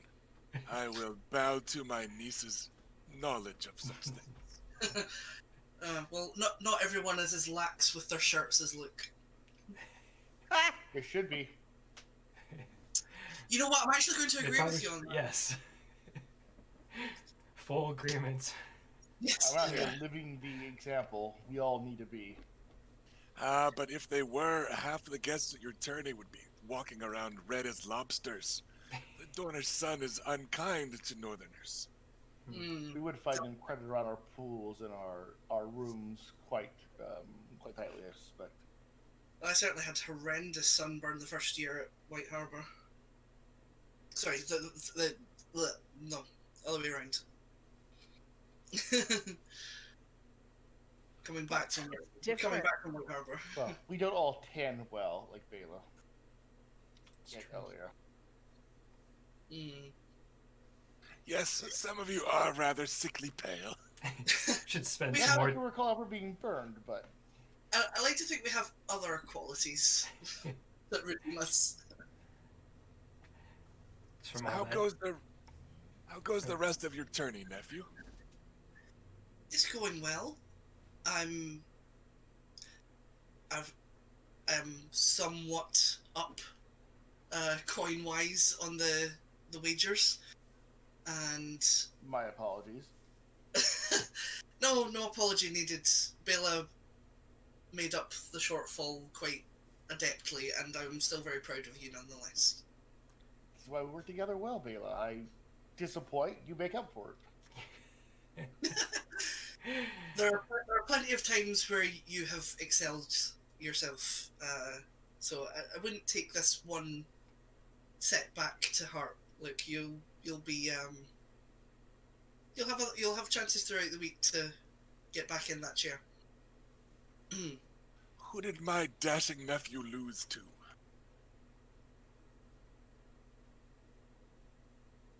Are you going to tell her or will I? You can tell. Hold on, because I need to remind myself. Yes. Lord Bryce Karen had that one. Wow. Lost to a Stormlander, Lucaris. On the fourth pass, he's quite skilled, I'll be honest. But He a is a knight. Stormlander, Lucaris. I mean, you have brought shame on the family, to be fair, but Not because of losing to Karen. Yeah, for other reasons. like I said, Um, I'm sure that you will be able to redeem yourself. Just when it comes to challenging, make sure it's a Stormlander and make sure you knock them on their arse. I know the old patriots. I live them. I breathe them. He does seem like a good man, and he's quite the writer. It was not easy, and I did not hit him lightly. Good man. A Stormlander. Yes, I know. Aunt Elia. Some of them are nice. Some of them are good men. Yes. Well, The good usurpers. jouster. For the Let us- usurper's own brother is here.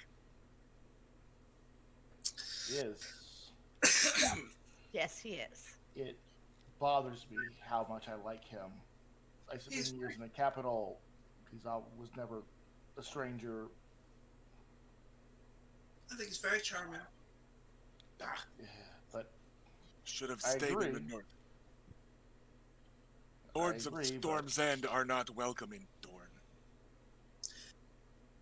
And Elliot, I understand where you're coming from, but they are welcome at my tourney.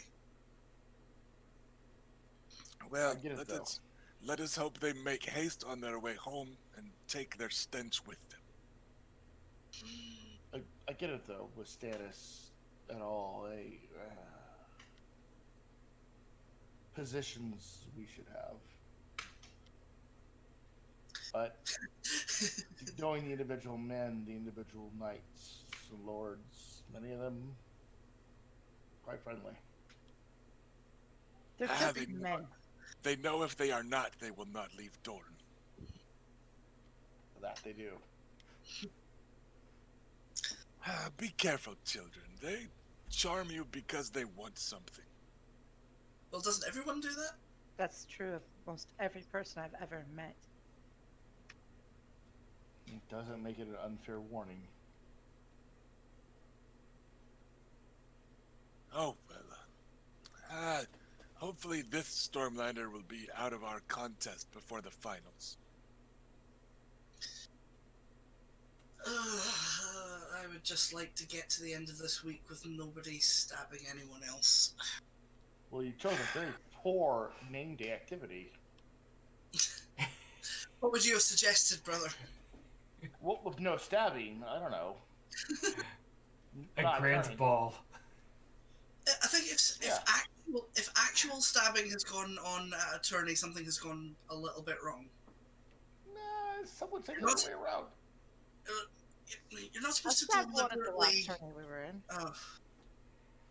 Yeah, when we were at King's Landing, well, how many people died by our hands? It was like 4? Accident. Like three and a half. Yeah, see? Look, 3.5. I'm not talking about accidents. I'm talking about deliberate murder attempts. I would like to avoid those. Wait, Yeah, we wait. had half of one of Murders or killings? There's a difference. Murders.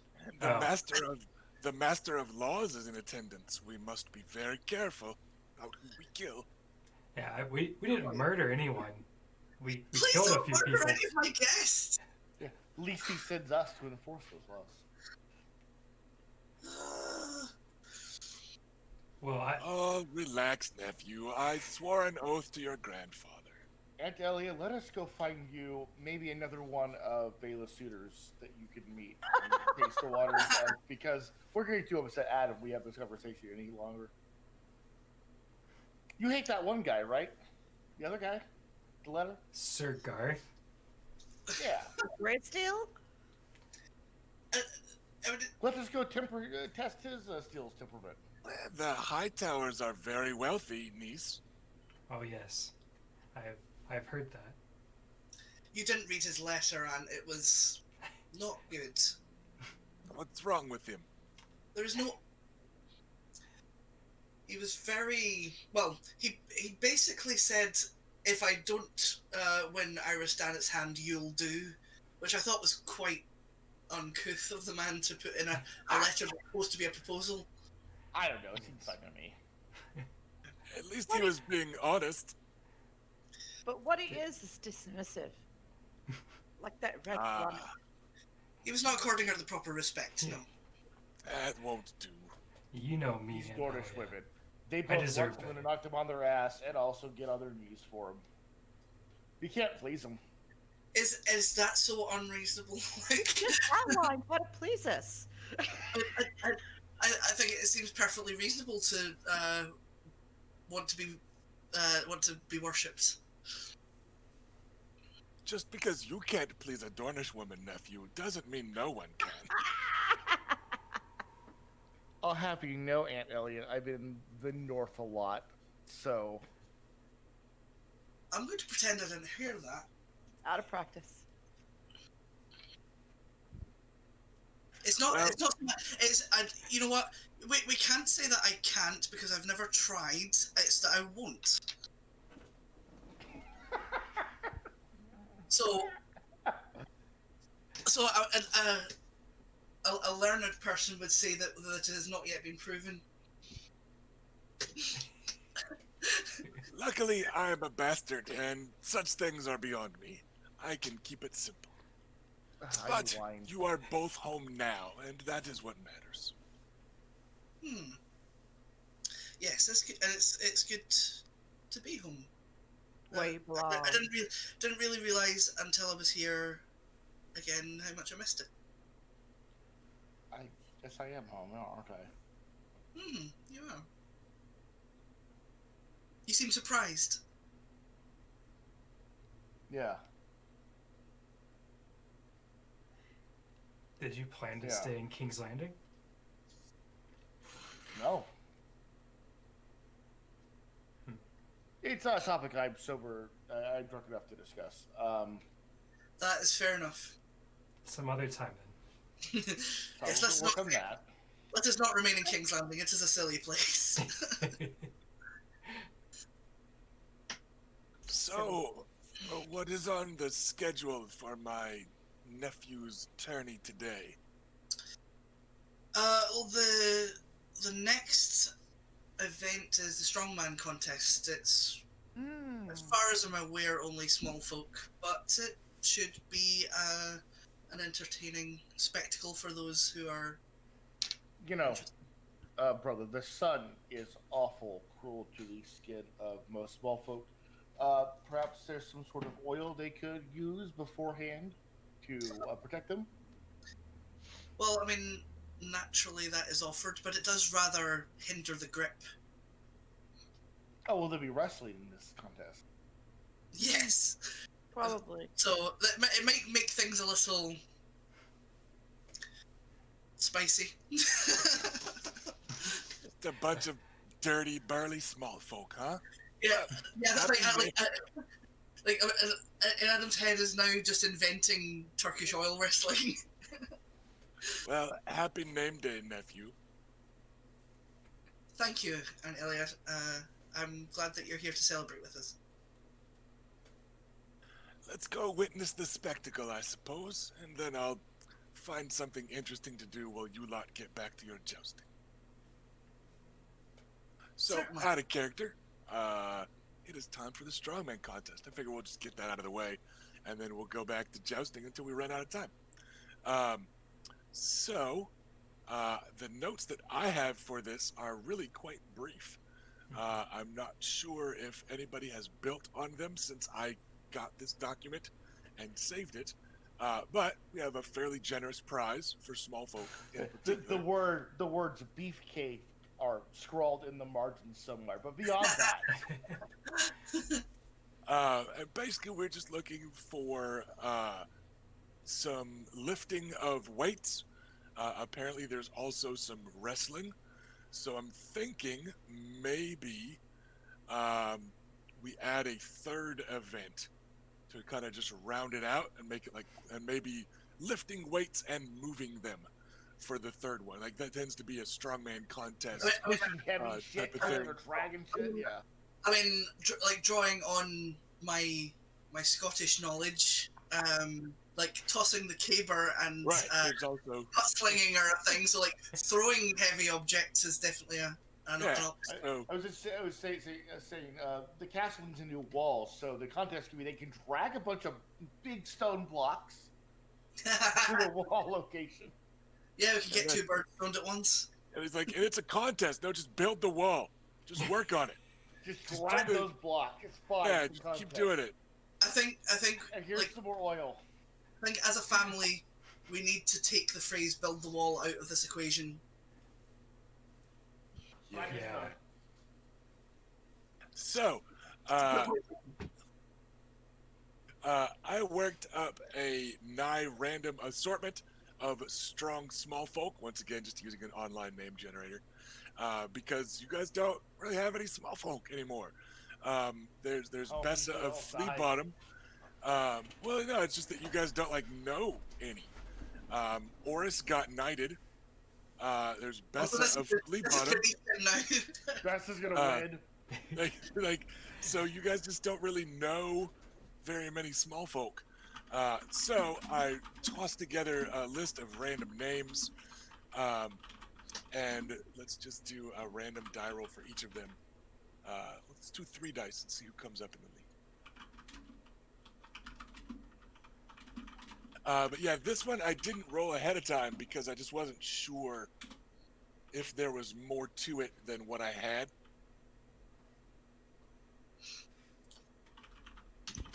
No. You're good. So let's do.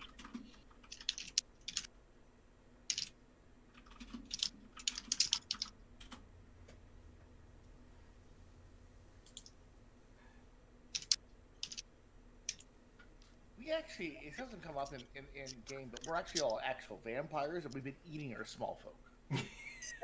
Yep, just devouring. Off screen. This was going to be a big reveal for episode 74 by Vroom.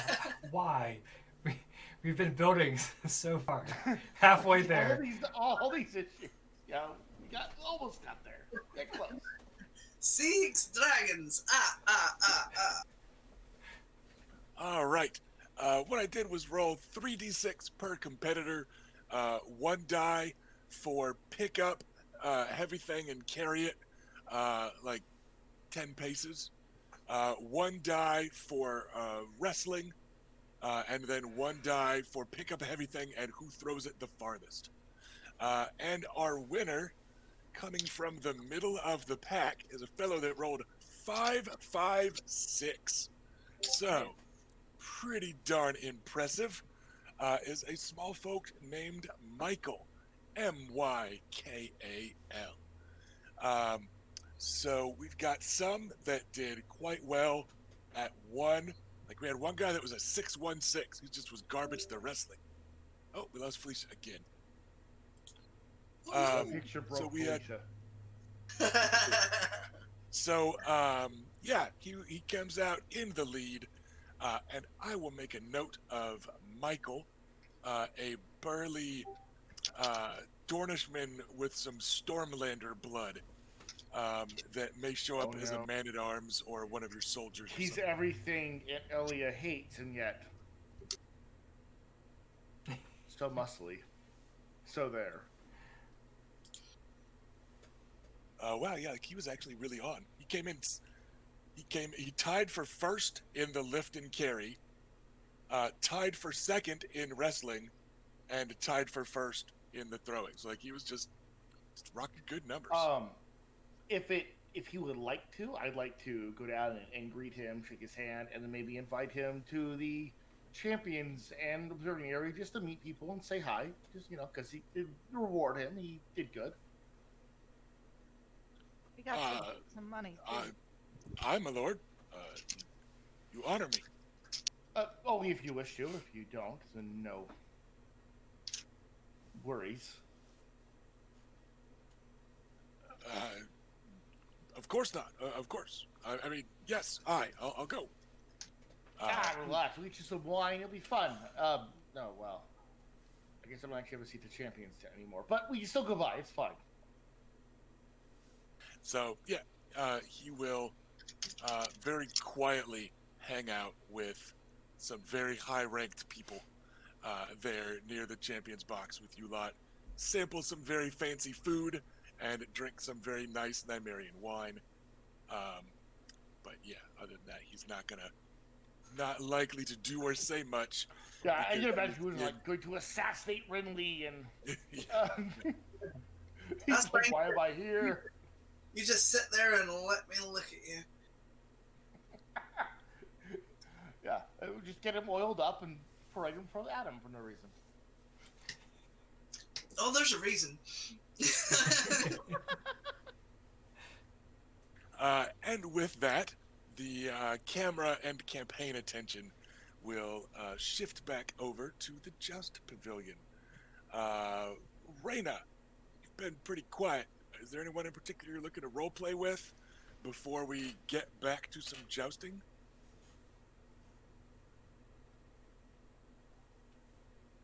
Maybe some of the girls, the little girls, or the young ladies, rather, who, from High Garden. Right, If you need an there excuse to is- talk to them, you can take my coin to them that they won. Up to you. Just an option. Push to talk, babe. I mean, I'll take them coin. That's fine. It's just I mean, your other end is that one They- of them is. Oh, sorry. Go ahead. they've met Willis, and I have not. So I'm curious what their thoughts are. Sure. Well, I just want to let you know that option's there if you want that as an excuse. If not, no worries. I'll take it. It's fine. Give me your money. Yeah. I mean, you can Okay. also try and get Alison to talk about Adam, but that's an out of character suggestion and very much not an in character one. So the trio of Reach Maidens in question, all are Tyrells from kind of distant cousin branches, but they still have the name Tyrell, right? Which it matters. So there is Alla Tyrell, who is very pretty, but pretty shy, and she is quiet except for when she is singing. Like you may have just heard her singing some morning as you're walking the halls, like you hear a singing voice, and we're probably faintly surprised to see it was her, because she doesn't really talk very much, but she's got this very rich, clear voice. There is Eleanor Tyrell, who may not want to talk about Willis with you because you might have heard she's engaged to Alan Ambrose. Uh, Oh and she she is the tallest of the three, and pretty clever, um, and tends to kind of take lead of the other two, perhaps because she is betrothed.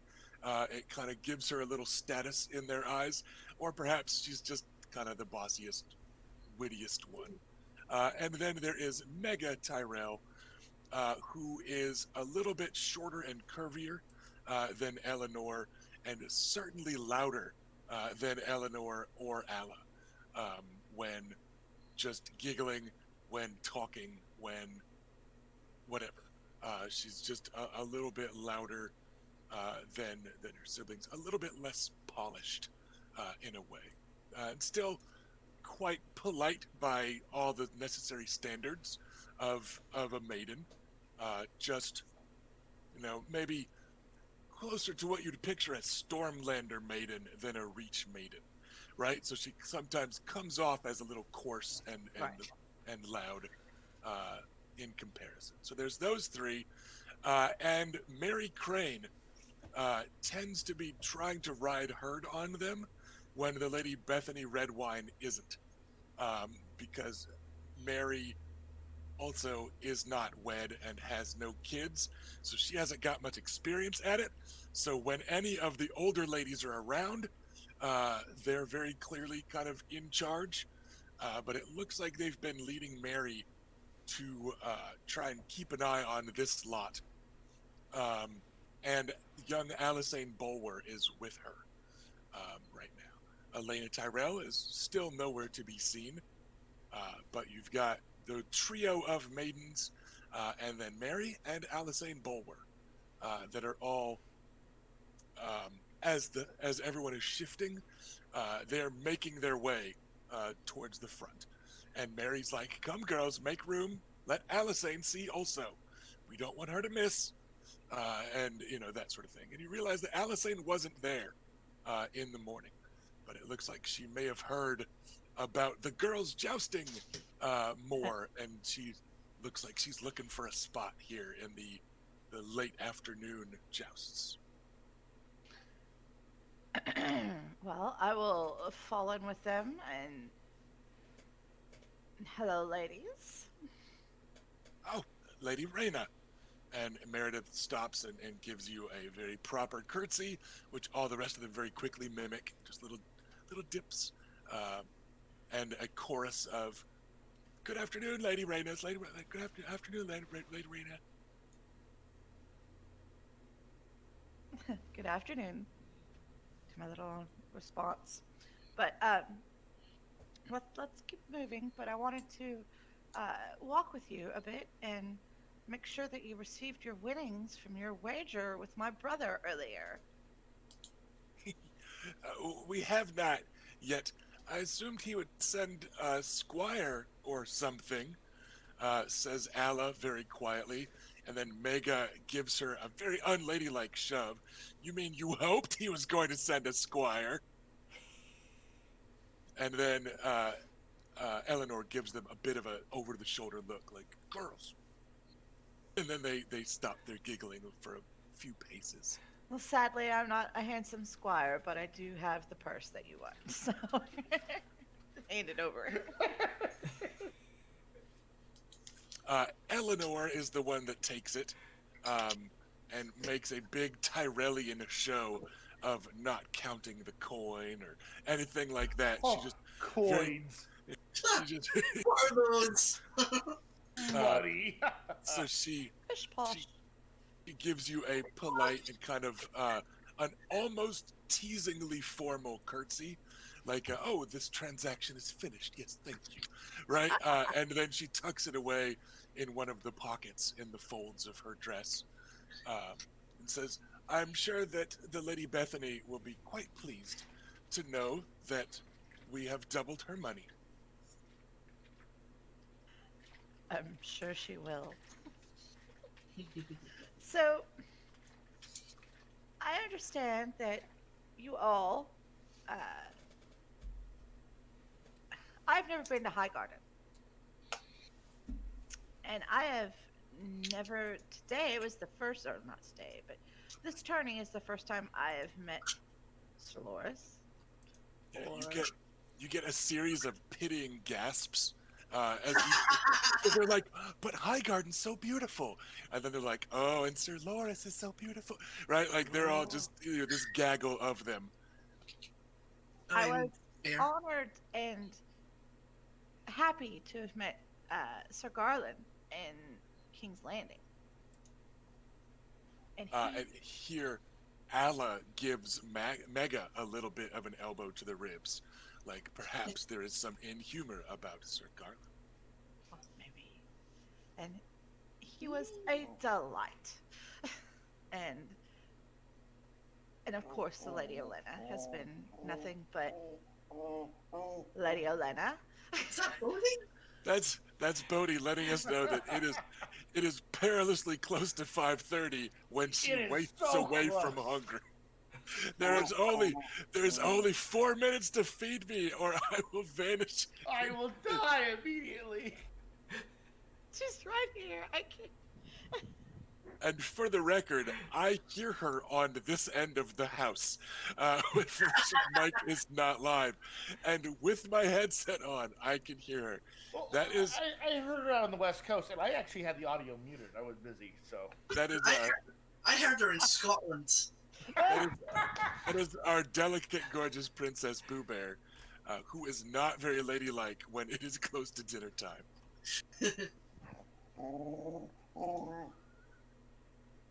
Trying to have a conversation here, Bodhi. Would anyone like to give Bodhi a destiny point? Ah. That would be good. Oh my god. Anyway. But I am afraid that I have never yet met Willis Terra. Oh, and why might you be curious about him? Meredith says, studiously keeping a straight face and all wide-eyed and innocent. I received a most lovely letter from him. And yeah, this is Mary Crane. Yes, Yes. to answer a secret question in chat. Super secret. From me. So secret. All of the girls ooh at you getting a letter. And I know only what my grandfather has passed on to me about Willis. So I have gone straight to the source for the ladies. And Mary takes this very formal stance, like folds her hands in front of her and stands up very straight. Well, I'm certain that your Lord Grandfather, the Warden of the Stoneway, is wise in such matters is in his own way. However, it is quite true that perhaps the blushing maidens of the youth of the Reach may be better served with giving you certain ideas about as a character. Like he would still, they're still going to call him Lord Willis because he's not knighted. So he would be I Lord stumbled Willis. over that too. He won't be Lord Tyrell yet. Like so, I think as long as they just do the first name, it's in the clear. But yeah, I was saying perhaps it's the blushing maidens of the Reach that are better served with sharing certain details with you about Lord Willis. Girls, be honest, and like all four of them titter, including young Alisane, who has generally been very quiet and been very studiously ladylike. Alisane is the first to get her fan out and hide it, but they are all giggling and blushing. And Eleanor says, despite his accident, he is a fine dancer, my lady.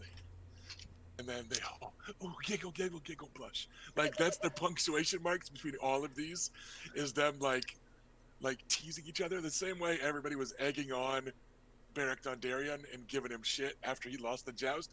It's just a different flavor of that, right? Right. So she says he's the excellent dancer. Um, um, Mega says, he got me my pony, and it's fine. He's ever so smart, my lady. And then kind of softly and from half behind Mary, Alicent says, he got me a hawk, and it's fine. And then just as quietly, Ally Tyrell says, he likes my singing. And she's like, red, right? like just remembering like the one time he gave her a compliment on it, like she just hit puberty again, right? Like she's just all red in the face and looks ready to swoon again just talking about it. Damn, your future husband's a hottie. Apparently. This is positive. And then Mary gives them all a bit to make a big show of fanning themselves and hiding their giggles and blushes and stuff, and trying to look like the saucy Real Housewives of the Reach when they're fanning themselves for like sexy reasons, like they're all kind of aping that a little. And then Mary says, "And if it please my lady, perhaps one could describe him, if he did not send you a picture, as the crossroads of his younger brothers.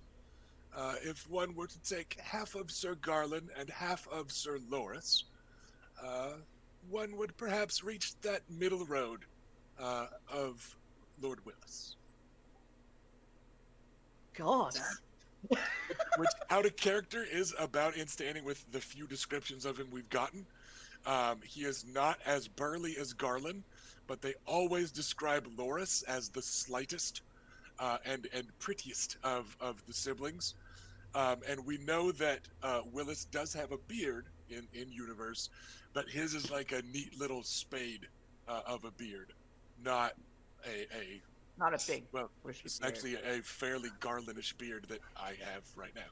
So, so he's just kind of halfway in between the two physically, because Garland is notably broad in the shoulders and chest, etc., etc. But yeah. So there you go. Yeah, there's a really nice illustration of him on the Wiki of Ice and Fire that I think is like quite representative of that, of like what descriptions we have, and it's nice to look at. Yeah, I've seen that. It's quite nice. But she has Oh, with the bird. Yeah, I think he's got a hawk in it. Yeah, some of the hawk. So That's pretty good. So yeah, Meredith Crane speaks very carefully and formally about it, and then you notice in a few seconds all the girls are like thinking about it, and then they're not like, "Oh, aye, yes, yes." Well, then, I am even more pleased that I have received this letter. Would you be open to carrying a letter home with you? Which of us might you trust with such a task, my lady? Or perhaps one for each of us? This is Westeros' version of Snapchat.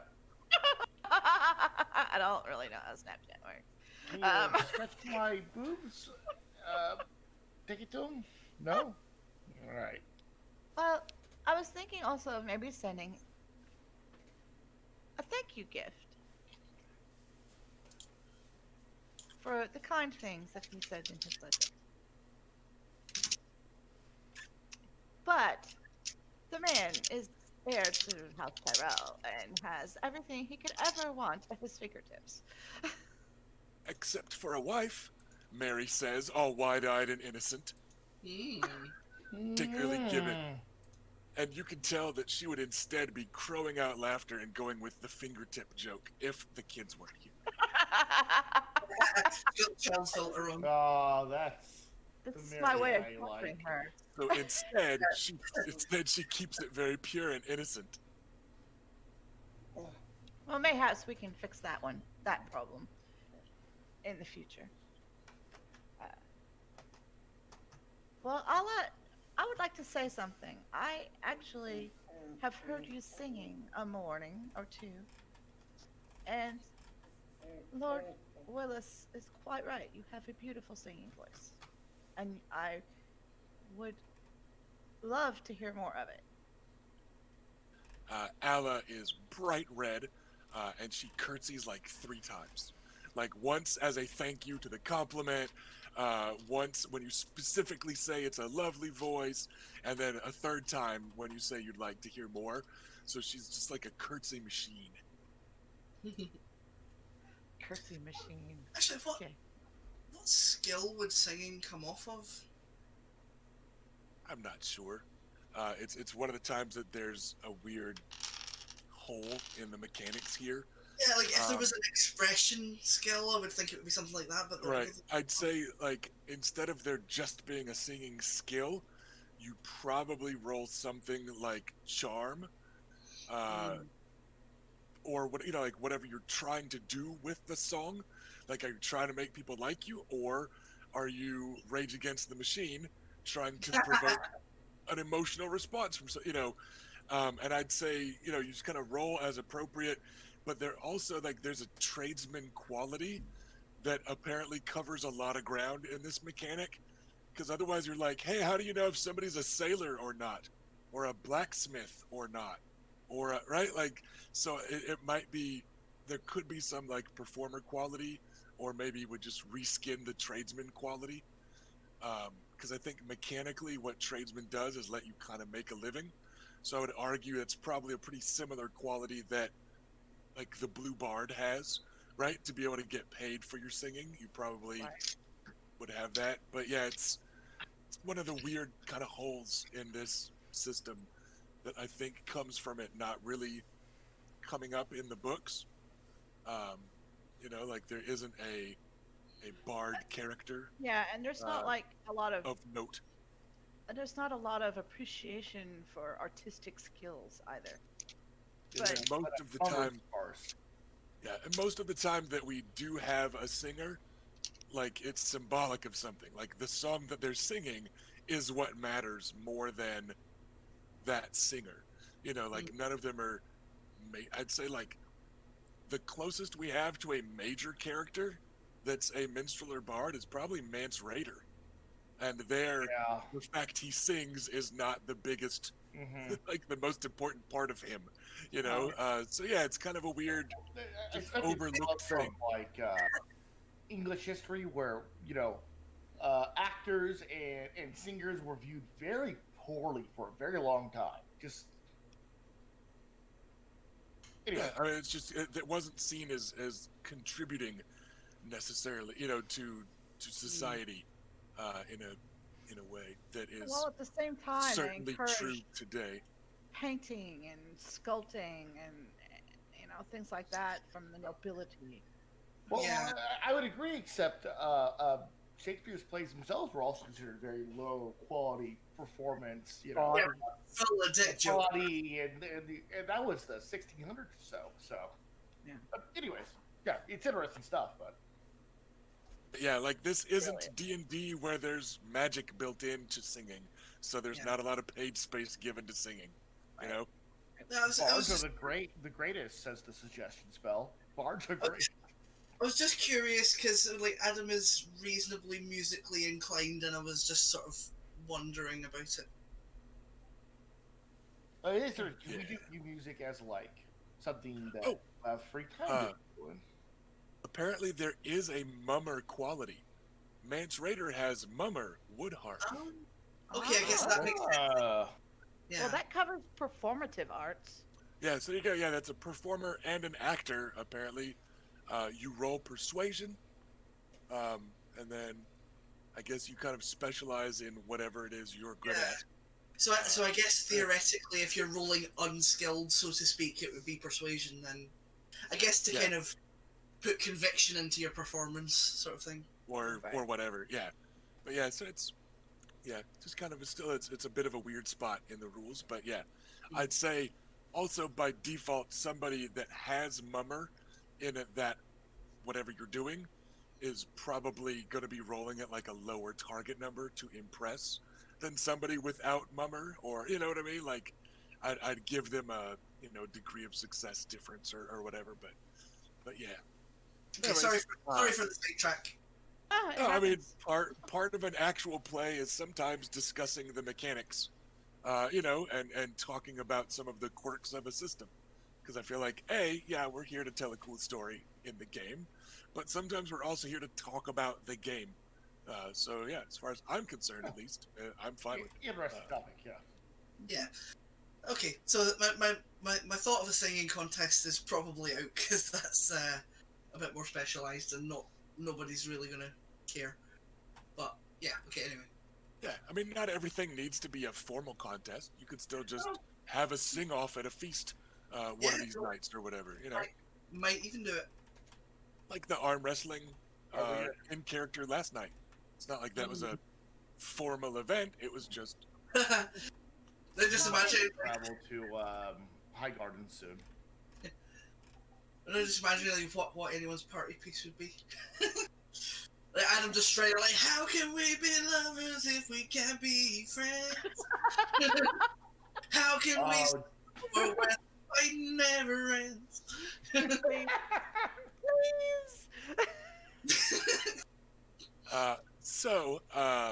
Yeah, a la Anyway, a la that's basically curtsy the end of the rapid conversation. fire.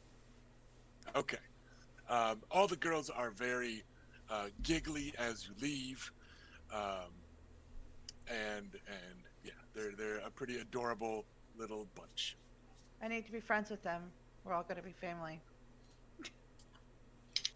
Are we? Unless something awful happens. Yeah, like lightning striking High Garden or something. That would be the worst. You do not. Lightning is troublesome for such matches. Rhaena. Hey now. No. All right. We've got about 15 minutes to go. That's probably long enough for a joust or two, so we can say in universe we kind of wrap up the day, because that would be pretty cool, I think, just to keep it on easier math.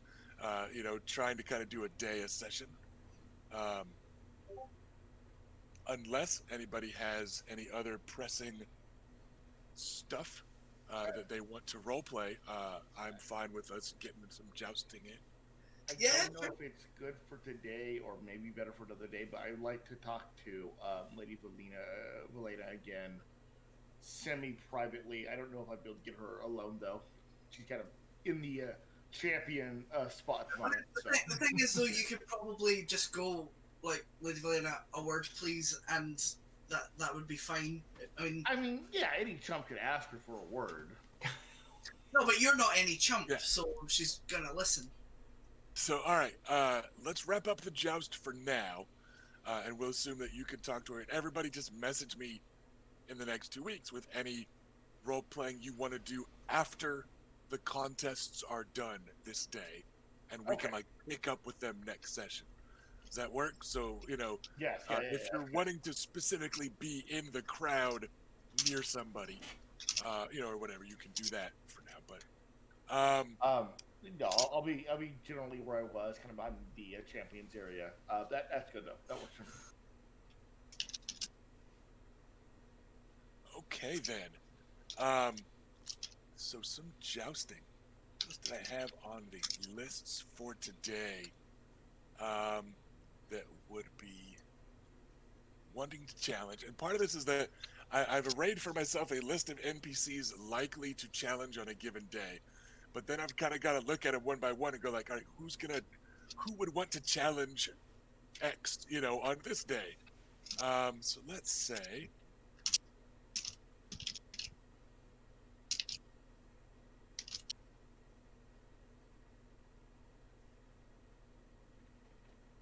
yeah, that'll work. We will have Lord Ralph Buckler of Bronzegate. Say that the Lord is of pretty decent stuff here. So he will make his way through the crowd and give his liege lord, Renly Baratheon, a polite nod that is not quite a bow. He'll say, I would hate to have seen you dress up for nothing today, my liege. Perhaps if you have a moment, and he reaches out, Thor style, like reaches off to one side for a lance, and a smirking Sir Loras Tyrell offers him a tourney lance that he reaches up with and gives Lord Renly's shield a poke. So the champion's area can hear from the nearby crowd. Luke, oh, this is gonna be good. So we are looking at Lord Ralph Buckler challenging his liege lord. I'd say a lord is more likely to challenge the master of somewhere than just a knight. So, that's one step of social instead of two, So, yeah, that works. We'll have Ralph Buckler challenge Renly Baratheon. 100 stags on Renly. Sir Loras, would you put money on Lord Buckler or Lord Renly? Okay, so what was his first name? Lord Ralph Buckler? Lord Ralph. Generally, wagering on tourneys is of little interest to me, sir. But I would say a single stag then. I would say the smarter coin is on Lord Renly if it's advice you're looking for. It definitely is. Someone to take the bet to make it more interesting is all. So, to be clear, Attica, you're looking to wager that Buckler will beat Baratheon. If he would like to take the bet, yes. Okay. Or the other way around. Whenever he wants money on, I will take the other side. Yeah, okay. I misheard it. Totally going to bet against Renly. I heard that. Yeah, I misunderstood the initial query. I thought you were asking for advice. But yeah, he will. Let's just say he did the same thing. He will, well then, yes. Whatever wager you are comfortable with, sir. I believe that the stag will beat the buckle this time. Then a stag it will be. A silver stag. Very well. He single- seems a little puzzled by all this, but sure, whatever. I'm basically just roping him into it. The actual money doesn't matter. Anybody else looking for someone in particular to wager with? Or just looking to scribble down a wager? Or I'm happy to wager against someone. I didn't have a particular person in mind. okay, there is.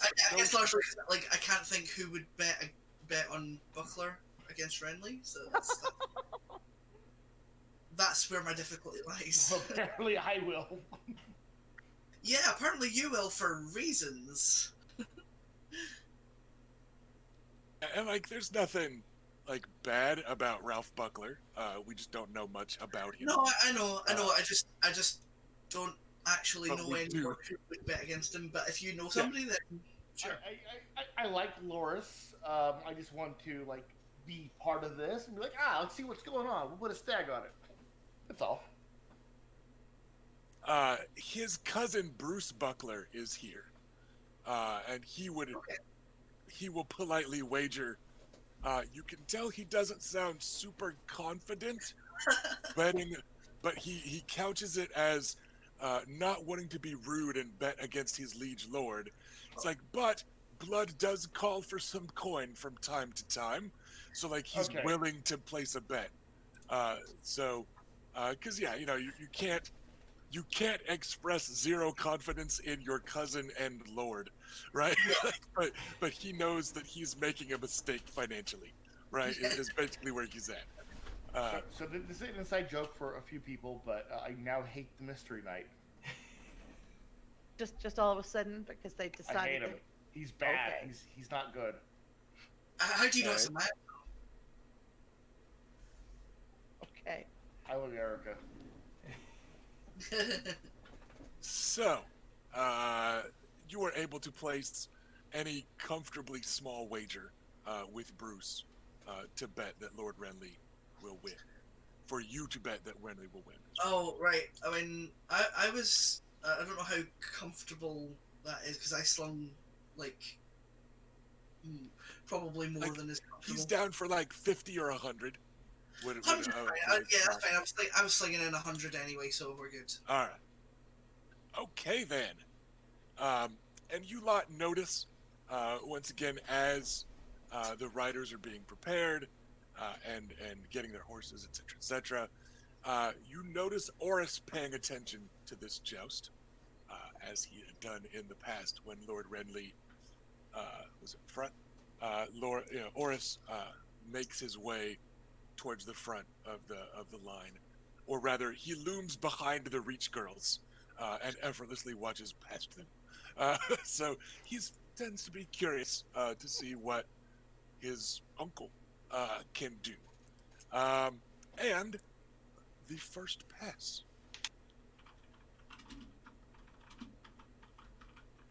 All right, we have a pair of shattered lances, and both riders stay a saddle.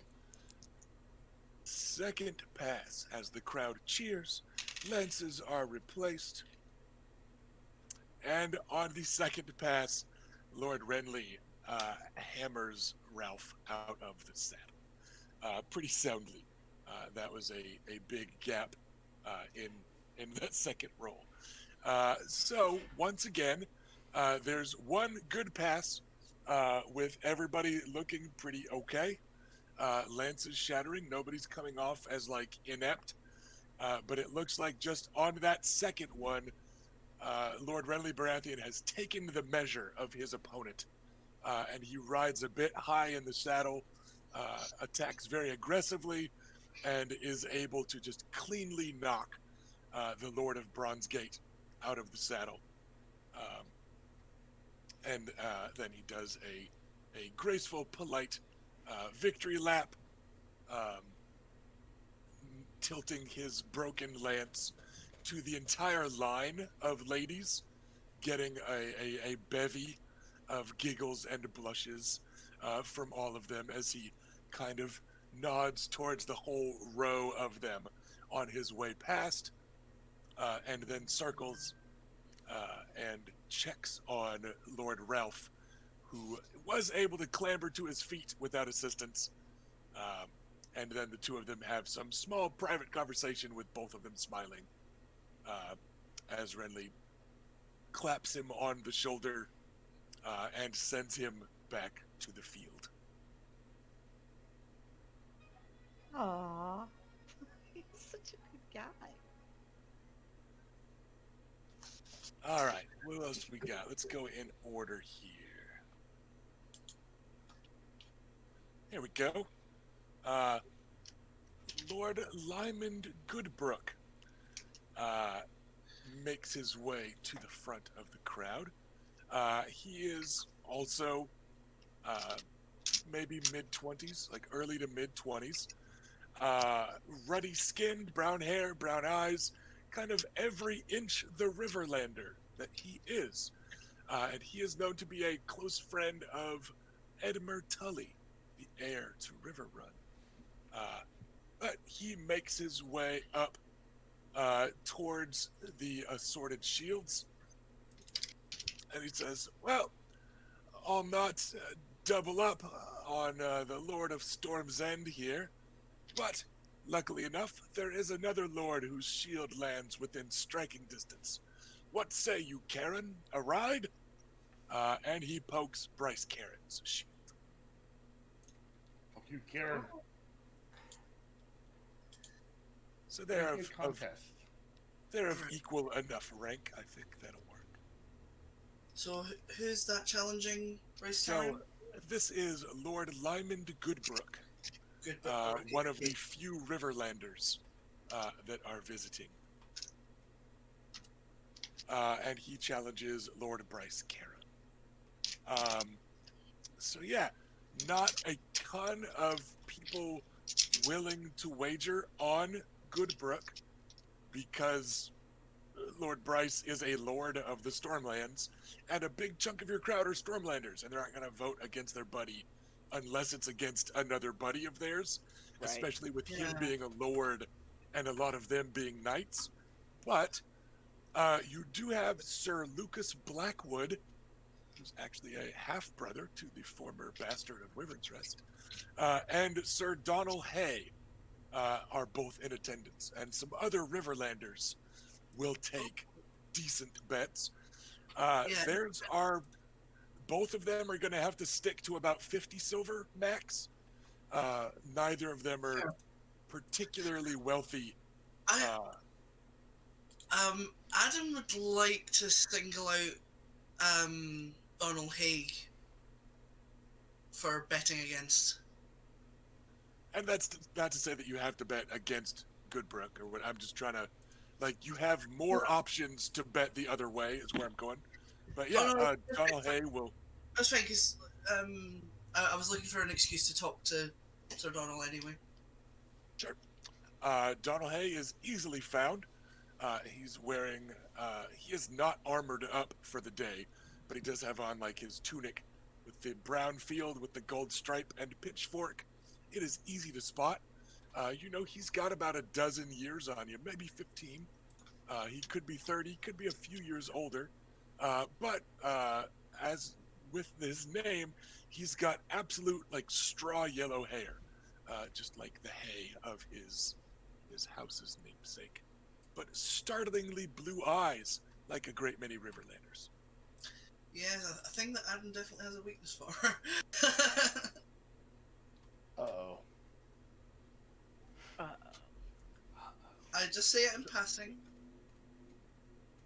So, anyone else looking to place any wagers with anyone in particular? If we would like to, I'd put a few silver stags on my replacement, just to be like a good guy. Just as open bet.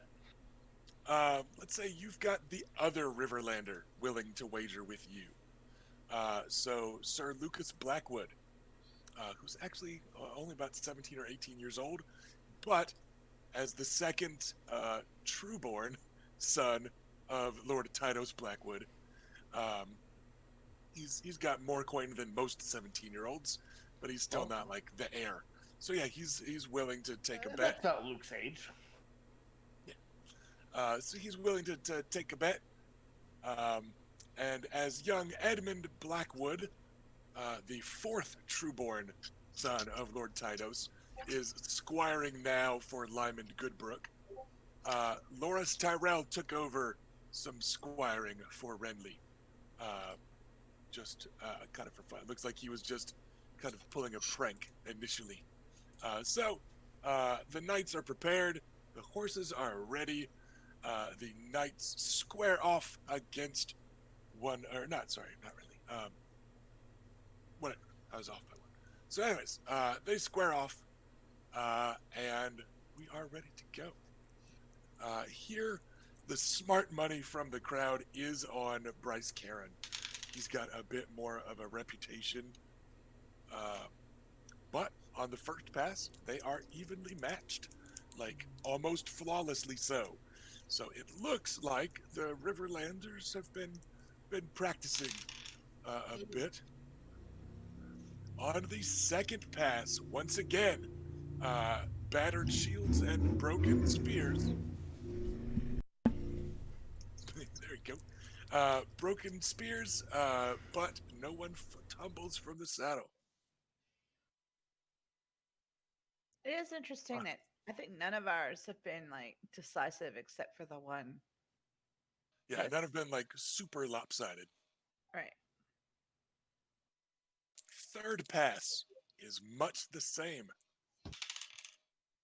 And there we go. On the fourth pass, actually that one is pretty one-sided. That last pass, Lord Bryce Caron has taken the measure of this Riverlander, and once again is able to shift to a much more aggressive stance at just the right time. And it has caught up with Lord Lyman Goodbrook, And alas, his spear does not break this time. It glances off Karen's shield, hangs there for a moment, and you're pretty sure you hear some splintering and damage, but it isn't the cool explosive crack that they're supposed to do. And so Bryce Karen holds strong against Lord Lyman Goodberg. Bryce Karen is formidable. He's But not bad. He's He also very seems like a skilled, good guy. actually. Yeah, like I was willing to spend a lot of nonsense to stop a dick, but he was pretty Right. good. Yeah. So he seems cool. Good and not an ass. I mean, he does have some of the traditional flaws of Stormlanders, but he's being very polite about it, at least. Like, he's not being loud about his prejudices like some of the Stormlanders, you know. He is being much more courtly than several of his peers. Well, like if he showed up and was like, fuck these Dornishmen, like I'm gonna fuck that damn it girl, I'll be like, you're one of my uncles to ask how to use poisons. All right, babe, are you watching the clock? Yes. I think we're going to wrap it there. That's the last of the lords that wanted to joust today that had not. So for the interest of us sticking to our 6 o'clock, we will say that nobody's out to beat that hot lord on lord action. None of the knights are looking to challenge above their station, So and long. and nobody is very eager to fight the strong boar. And there's already been a couple cross-gender bouts today. So it looks like any further tilting will need to wait for the morrow, which, by the way, traditionally the third day of this format is when things just open up to fucking everybody. So there should be a good deal of jousting coming up on day 3 of the tourney, which also has the riding contest and a brawling / wrestling contest planned, separate from the strongman. It's also I think Adams with that whole wrestling party at the end just to do Hey, so. I didn't even make these events. These were completely created without my input, so this has nothing to do with me. I'm just along for the ride. So we hope we'll see everybody back here in a couple weeks here on Play the Game, where we are currently playing Song of Ice and Fire and have been for like 6 years. But it would also be really cool. 1749 is Yes. when we started. If anybody wants to swing by, don't forget that I'm also here playing games every Monday, Wednesday, Friday here on this very Twitch channel. We are a couple sessions into Shadowrun Hong Kong right now. And it's not like, I think we've done a Shadowrun. So we're just starting to get our criminal feet wet. And then on Fridays, I've been playing some Coffee Talk. So if anybody wants to swing by, the schedule is up here on the Twitch page. But come by noon, Monday, Wednesday, Friday, and we'll be playing some other stuff. So thanks for coming back to Westeros with us, everybody. Hope that you had a good time. And we'll see you next time. Bye, y'all. Good night. Bye, everybody.